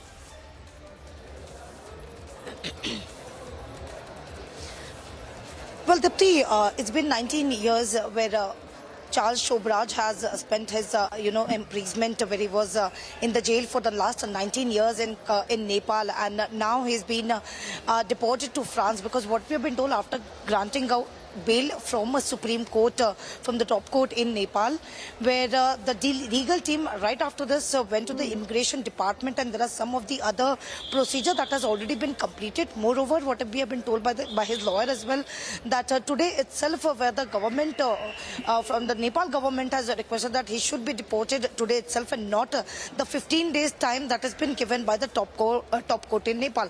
But we know that the France is something a very safe place for now, because we know in the 90s where he was first released from India, it was 1997 when he was released from India, and later he came to Nepal, where he was arrested in the charges of murder, where he was given a life imprisonment, and it was 19 years where he has spent his life in imprisonment, and later when on the health grounds where the Supreme Court has granted him bail. Let me even show you the sense and give you the sense what is really happening, because we even saw the heavy police deployed was present here, and even there are still police, because what we know that it's 6 p.m. where his flight is going to take off from Nepal to Doha and later to the Paris, and even the lawyers is very much confident enough at this point of time, because clearly mentioning that, and they have been deporting him to France is just because there is no case that has been registered against him, against Charles Shobraj in France, which is why it could be a safe place for Charles Shobraj. We have tried to question him. We really, really asked him what is the further, what he is really looking forward, because after which he and his wife is going to stay in Paris, which they have been looking as a very safe place as of now, according even to the lawyer who has spoken to us earlier. And but now when it was a day before yesterday where the Supreme Court has granted him bail on the health ground, and now he's been released, and of course he has already he's already present in the Nepal airport, where he's already been present here inside, and he's also going to be from the Nepal. It's 6 p.m. where his flight is going to take off from Nepal to Doha and Doha to Paris. And at this point of time, whether it is a legal team or whether it is a Charles Shobraj or his family, they really feel, because there is no case that has been registered against him in France, which is why they feel that it's a safe place for Charles to be in the France with his family now. You know, Alicia, I'm just recalling a lot of movies, a lot of series on OTT platforms have also been made on this man. You know, where you actually saw how cold-blooded he was. That smiley character of Charles Shobraj, he's murdered 50 plus women. He spent more than 40 years in jail. You know, at a point, Alicia, I do remember reading about him. Police of 10 different countries were looking for him. That is the man that you came face to face with, Alicia, and I think that's a moment that you will always remember. What happened in your interaction? Why don't you tell us a little bit more, because we are looking at those images also on our screens.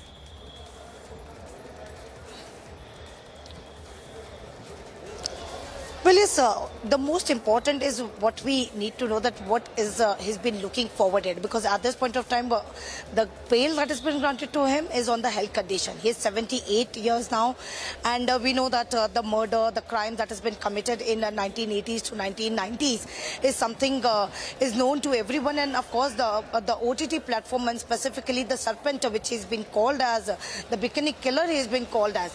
Also, this the same as we are still seeing, because he's yet to take off from the same airport, which is why there are still police officials. They are being deployed here till the time his flight don't take off. But there was a heavy police deployment, and even of course I've tried to ask him some of the questions. What exactly he's been looking forward, specifically when it comes to him and his family, because it was like 19 years he was there in this jail. Charles Shobraj, an infamous French serial killer who actually been known as the Serpent. The award-nominated TV series, The Serpent, has really walked free, and we saw that in a visual, that he walked free from a Nepal prison. Shobraj that has been released from the jail, and now he's been already handed over. The time he was released from the jail, he was handed over to the immigration department, and the officials at the immigration department informed that he would be deported to France soon, as early as today. So the tickets that was booked, his lawyer was already informed about it, because the conditions that was given by the Supreme Court is his age. He was serving a life sentence in Nepal for killing two tourists in 1975, but many of his alleged murder remain unsolved. Even there are many of the cases that has really not have come across, but this was the case where he was arrested for killing two American women in 1975, after which he was arrested the time he came to Nepal. He was arrested, and then the court has sentenced him life imprisonment. Moreover, in that imprisonment, he has already spent 19 years. But now, when the health really deteriorated, that is something, a petition that has already been filed before the court, and the court has clearly mentioned that he's 78 now, and looking into the health condition where this bail has been granted, it clearly mentioned that he should be deported within 15 days. But now today, when he was released from the jail, along with his lawyer and a family member, who went to the immigration department, and the immigration department authorities has clearly mentioned to his lawyer that he should be deported to France as early as today. So the ticket arrangements was made, and the flight, as we already mentioned, it's going to be at 6 p.m. where it's going to take off from Nepal to Doha, and from Doha to Paris. Now, what is the reason? The reason behind they have chosen Paris, because there is no case that is being registered against Charles Shobraj, because there could be, a sense of fear of getting arrested again. And of course, now spending 19 years in jail, there could be they will of course look into the chance that there should be no chance that they should get arrested once again. So all the police officials here, they have been just waiting for his flight to get take off. Once he will leave from the Nepal, the police official will of course leave, and of course there will be other arrangements that has to be made in the Doha airport as well, because from Doha he is going to deport to Paris, where he is actually residing, and he will be there with the family, of course. And like talking about the sequence, well, yes, that was a very clear picture, and we even saw how Charles Shobraj was walked free from this country, from Nepal to his country. Now he will be going to the Paris with his family. What is the further, what he's been really looking forward is something, a matter of question, and will even try speaking to him even in further what exactly now he's been running, because the way the multiple names that has been given to Charles Shobraj, whether it is a bikini killer, whether it is the serpent, many names has been given to that. And of course, even you have mentioned about the OTT platform, who's become a very much famous over the OTT, whether the fact he's been spending his life in the jail, but there was the film, there are the OTT platform which has actually made him alive, and people were watching, which has actually crossed many of the millions of views, not only in UK but even in the other state as well. So let's see what really the life now Charles Shobraj has been really looking for. Oh yes, and you know, Alicia, there are a lot of interesting facts about this man called Charles Shobraj. He's been saying he's in the poor of health. We do not know because, you know, he's all masked up. He's in that hoodie. But we also must tell our viewers that he's actually charged a lot of money, Alicia, for the n number of interviews that he's given. Every time he's spoken, he's agreed for an interview. He's charged for it. He's also charged a lot of money for the film rights. So that is the man. That is the man called Charles Shobraj. Alicia, our colleague who's reporting live from Kathmandu, ladies and gentlemen, actually came face to face with this man who's murdered 50 plus women, who has also escaped out of the Tihar jail a number of times. We'll get you that entire story and much more. Let's play out that entire sequence once more. What happened when Republic caught this man at the Kathmandu airport? Mr. Charles, what's lies ahead? Mr. Charles, what's lying ahead for you now? Mr. Charles, are you really think the France will be safe for you?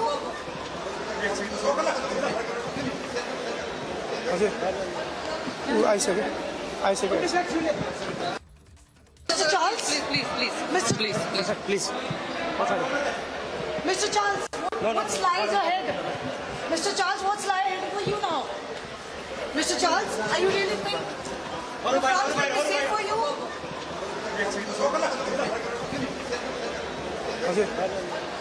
I second.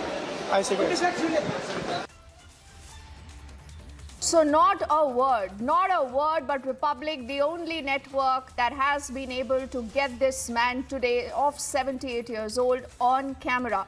Alicia there is reporting live. We also have our colleague Sandeep who's joining us live right now on the broadcast. And we have a very, very special guest. In fact, he's a legendary police officer, Madhukar Zende. And why is today so important to speak to Madhukarji? Because he is the man. Ladies and gentlemen, listen very, very carefully. He is the man who arrested the serial killer Charles Shobraj in a Goa restaurant. The year was 1986. Zende Saab, good evening. Thank you so much for speaking to us. You are also a retired Mumbai Assistant Police Commissioner now. I want to know from you, when you look at these images today, sir, and what happened in the year 1986, fast forward to 2022, what are your first thoughts? Now, this is decision of a Supreme Court of a country. They have better wisdom than I am a very ordinary man. What can I express? But I only feel that such dangerous criminals should not be let off in society. But my view has no value because it's decided by a much better authority to those who have better wisdom. I can't comment on anything like this.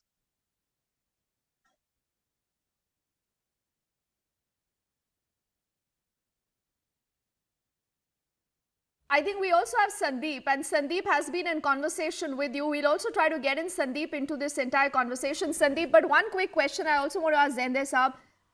You know, sir, there are people today who have only seen him on the big screen, who've read about him, who've read his interviews, but you've seen this man in person. You've arrested him. Once I was reading when you had gone to arrest him, he tried to escape. Tell us more about this man. And you know, is it fair to say that he's still as cold-blooded as he was when you arrested him in the years of 1986? He has not changed at all. He is a very, very brash person. He's a very dangerous criminal. As you have said, he has murdered more than 50 ladies, and still one girl of 24 years has chosen to marry him while he was in jail. So he has some charm for ladies. I can't understand why they fall for him. And he's a very, very dangerous person to society. But unfortunately, your media has been projecting him unnecessarily. Why project a criminal? You project some good work, not criminal activities and criminal persons like him.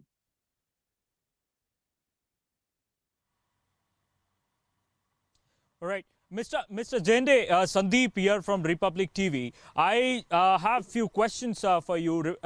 Definitely you had, in fact, arrested this man, and in fact, there were times when you also investigated this man. I just wanted to know, in fact, the viewers of Republic TV wanted to know what did he said and what kind of investigation you carried on, and in fact, what kind of stories, what did you learn from, in the investigation that you carried on over Shobraj? Actually, investigation I did very little. I only executed the arrest part of it. And I have learned that he is a very, very brash person. He has very scant regard for the Indian police, Indian judiciary. He has been very, very treacherous all along his life. He, as you have said, he has murdered more than 50 ladies. What kind of, you will not have more than 4 persons in the whole world who have done such a drastic crime. So what can I say? And he, whenever I try to talk to him, he just brushed me off, saying that you have done your work, I will do my thing. And he has always been very, very brash.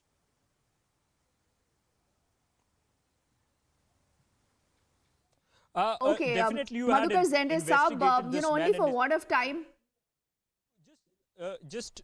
Yes, go ahead, Sandeep. Yeah. Can't hear you. Could you just let us know, Mr. Zende, what was his thought process, Mr. Zende, when you met him? What was his thought process? What he used to think? How from where does the confidence of in fact killing people, and that too brutally?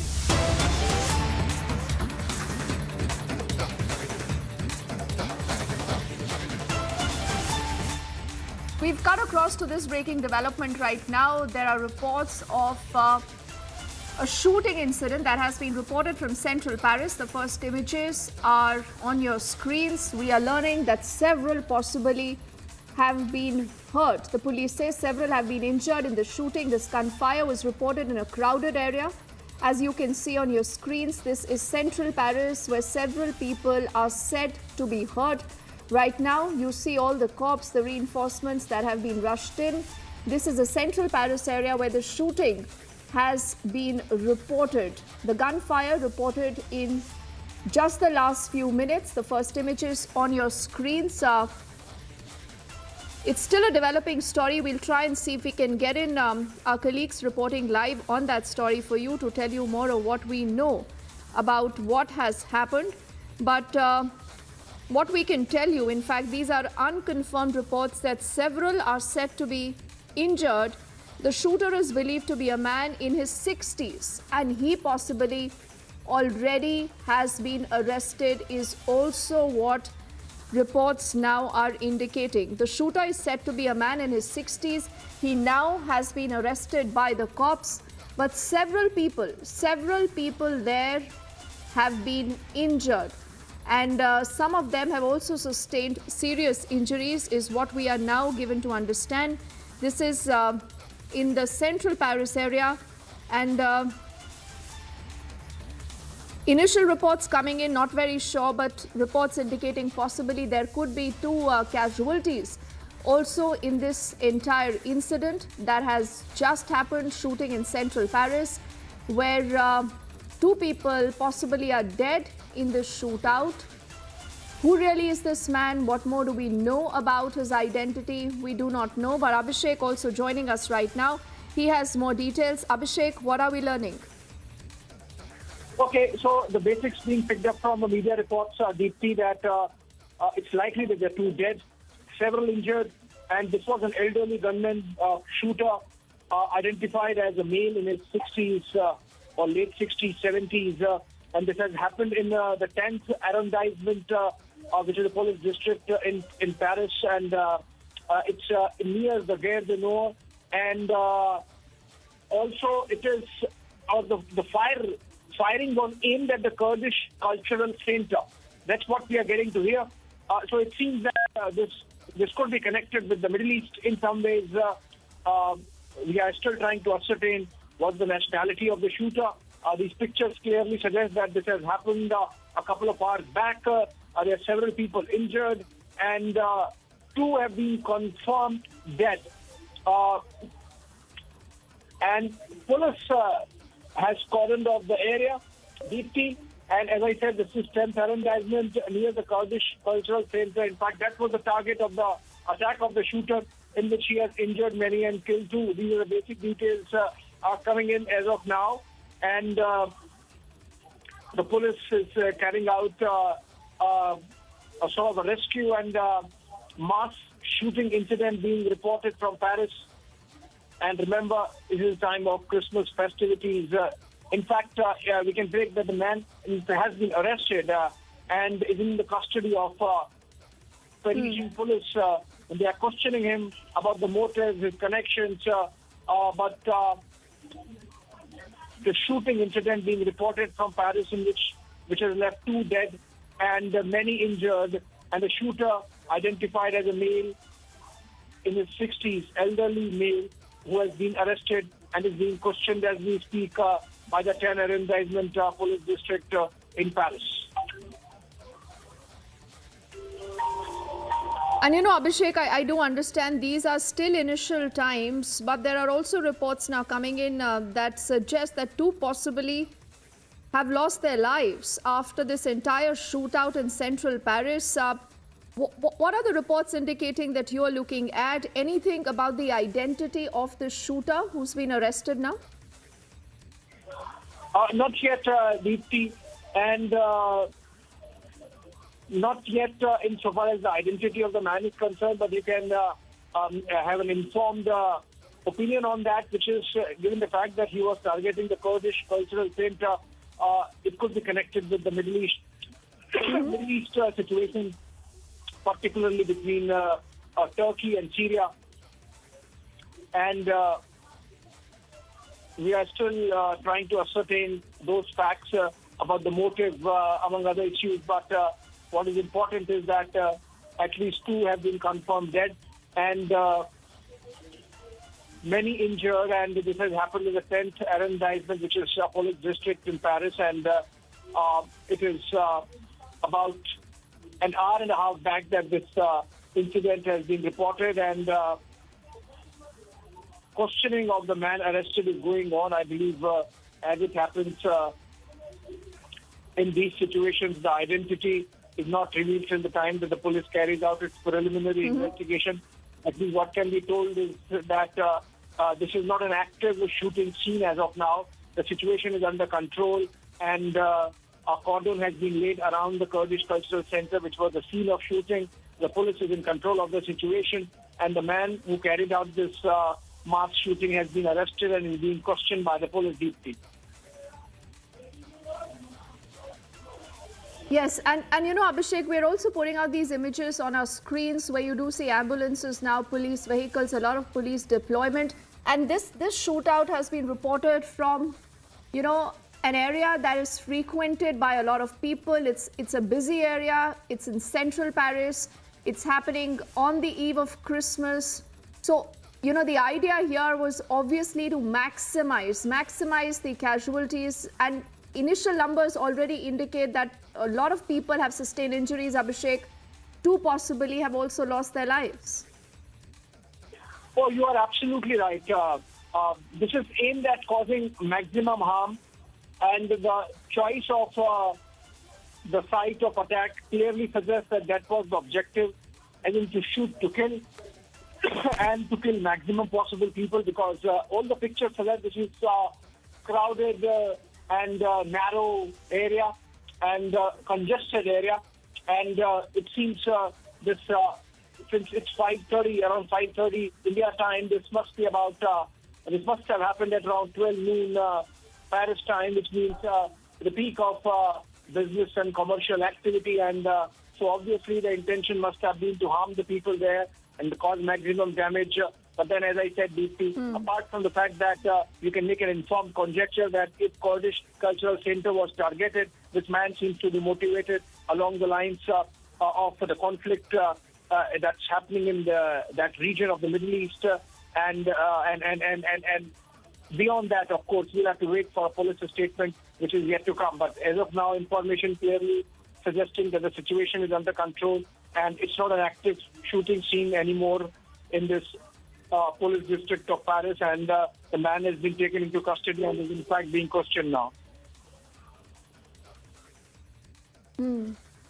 And Abhishek, I'm told that we have more images also now coming in. These, remember, are images now coming in from different vantage points, as close as possible that Republic has been able to get for our viewers. Abhishek,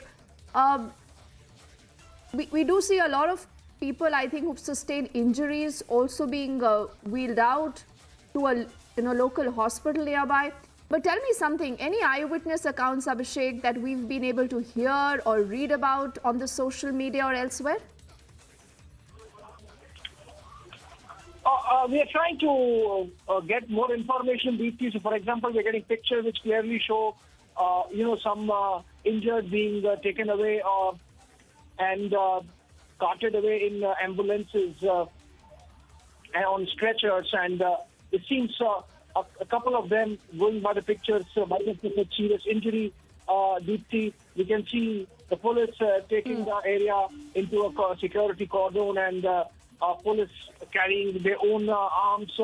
And going by pictures, it seems it must have happened at least a couple of hours back and not immediately, given the fact that from the pictures you can make out that everything has been brought under control. The man, in fact, in question, who carried out the shooting, has been arrested and is being questioned by the police at an undisclosed location. And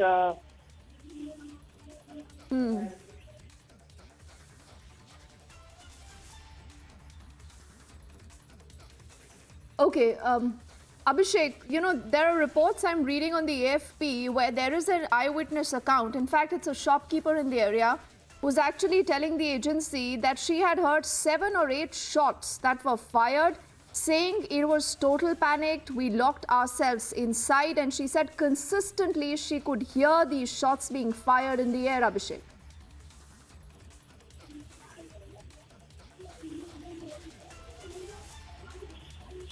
All right, yes. A little more precise information coming in, being attributed to French prosecutors, Deepti, and which is that this man is now exactly 69 years old, and we can see pictures of panic coming in, and people have, in some cases, as can be seen in the pictures, people have locked themselves inside shops, and this is the witness account that you were mentioning about 7 or 8 shots having been heard. There could be more, given the fact that the incident has already led to the death of 2, killing of 2, and many others are injured.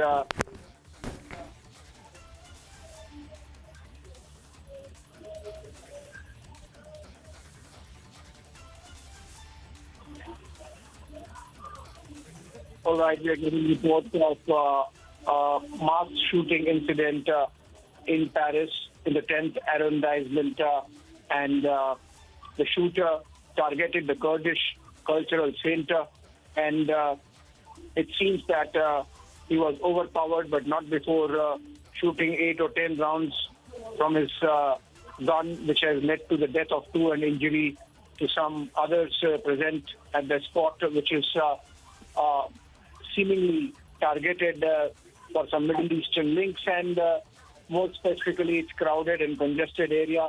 So the harm that has happened was intended, and these people who have been the target of this attack seems to be, the man seems to have intended to target them. On that note, I hand it over back to Deepti till we come back with more information on the Paris shooting incident.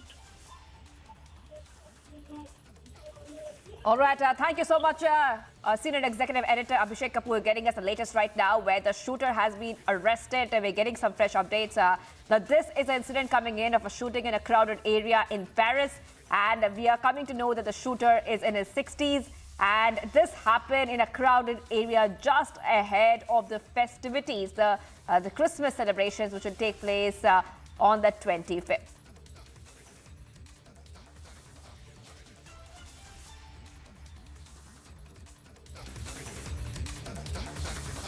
All right, viewers, 16 army personnel were martyred while 4 are undergoing treatment as army truck fell into a an area, steep area there in North Sikkim. The incident has occurred in North Sikkim's Zema village. The Indian Army has also issued a statement and quoted in a tragic road accident involving an army truck on 23rd December. North Sikkim, 16 brave hearts of the Indian Army have lost their lives, and unfortunately 3 junior commissioned officers and 13 soldiers succumbed to the injuries sustained in the accident. The Indian Army stands firm with the bereaved families at this hour of loss. So right now, viewers, we're getting many reactions as well. The Prime Minister has said that from the PMO that he's pained by the loss of lives of our brave army personnel due to the road mishap in Sikkim, and he has expressed his condolences to the bereaved families as well. Let's go back to Anirudh right now. Anirudh is getting us on the top updates. Anirudh, the last time you were telling us that the operation has begun to retrieve the mortal remains of the martyr. What's the latest coming in on that front?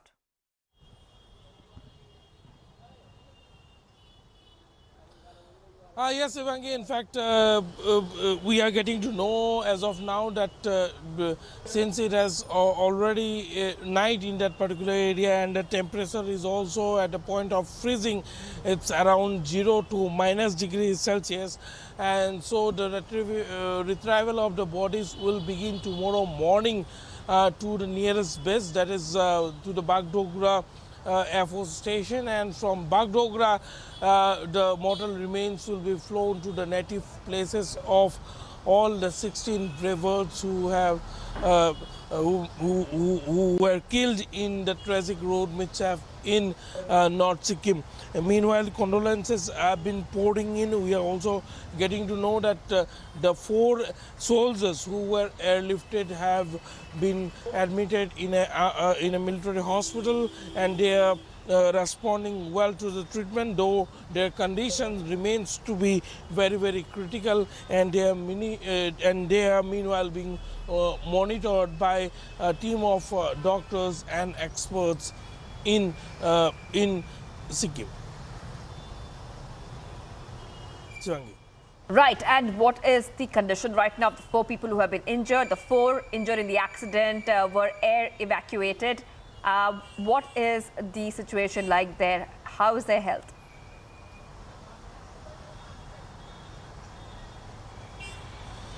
Yes, their condition is stable, but they remains to be in critical state as of now.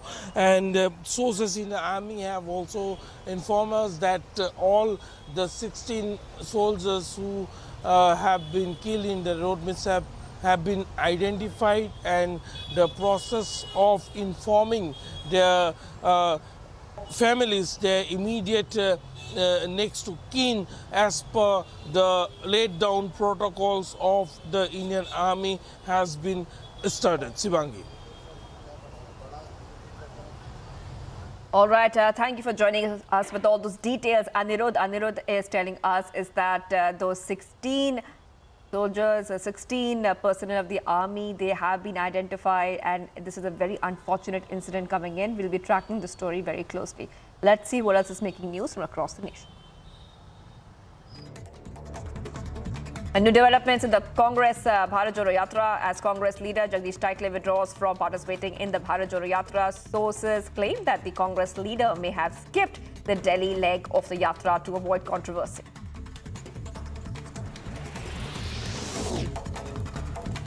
Congress leader Jagdish Taitle forced to withdraw from Bharat Jodo Yatra, Republic being the only channel to confront Taitle.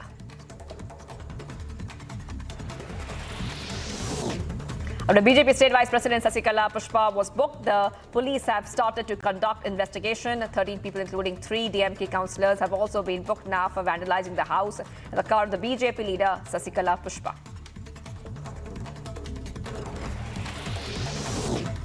Bikini killer Charles Shobraj, who has been lodged in the Kathmandu jail since 2003 and was linked to over 40 murders, has been released from the central prison in Nepal.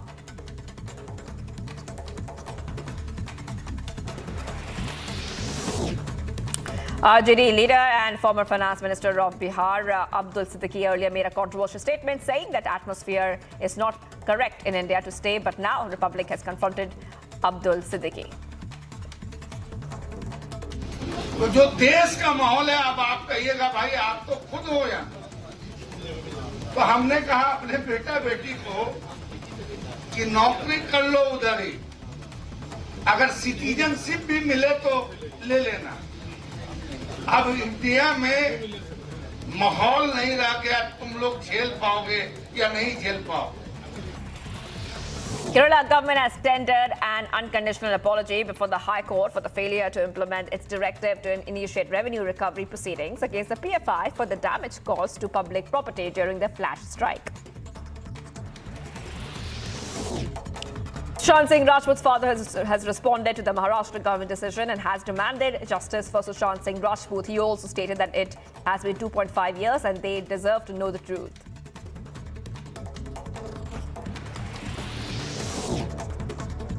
The National Commission for Protection of Child Rights summoned Byju's CEO over allegations that the company is indulging in malpractices to lure parents and children to buy the courses. The Apex Child Rights body has asked the CEO to appear in person today. Former Jammu and Kashmir CM Farooq Abdullah attacked forces once again, saying that the government assured that with the removal of Article 370, terrorism will end. But is that so? Uproar over Friday prayers in Gurugram as namaz was banned on open roads by the district administration in Gurugram.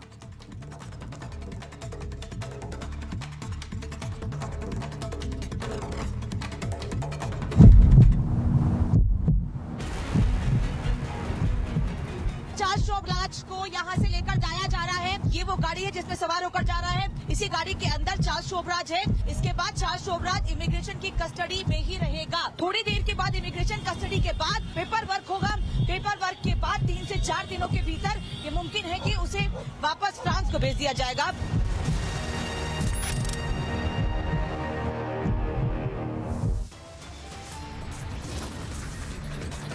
Viewers, we continue to be live and breaking. Coming up on the other side.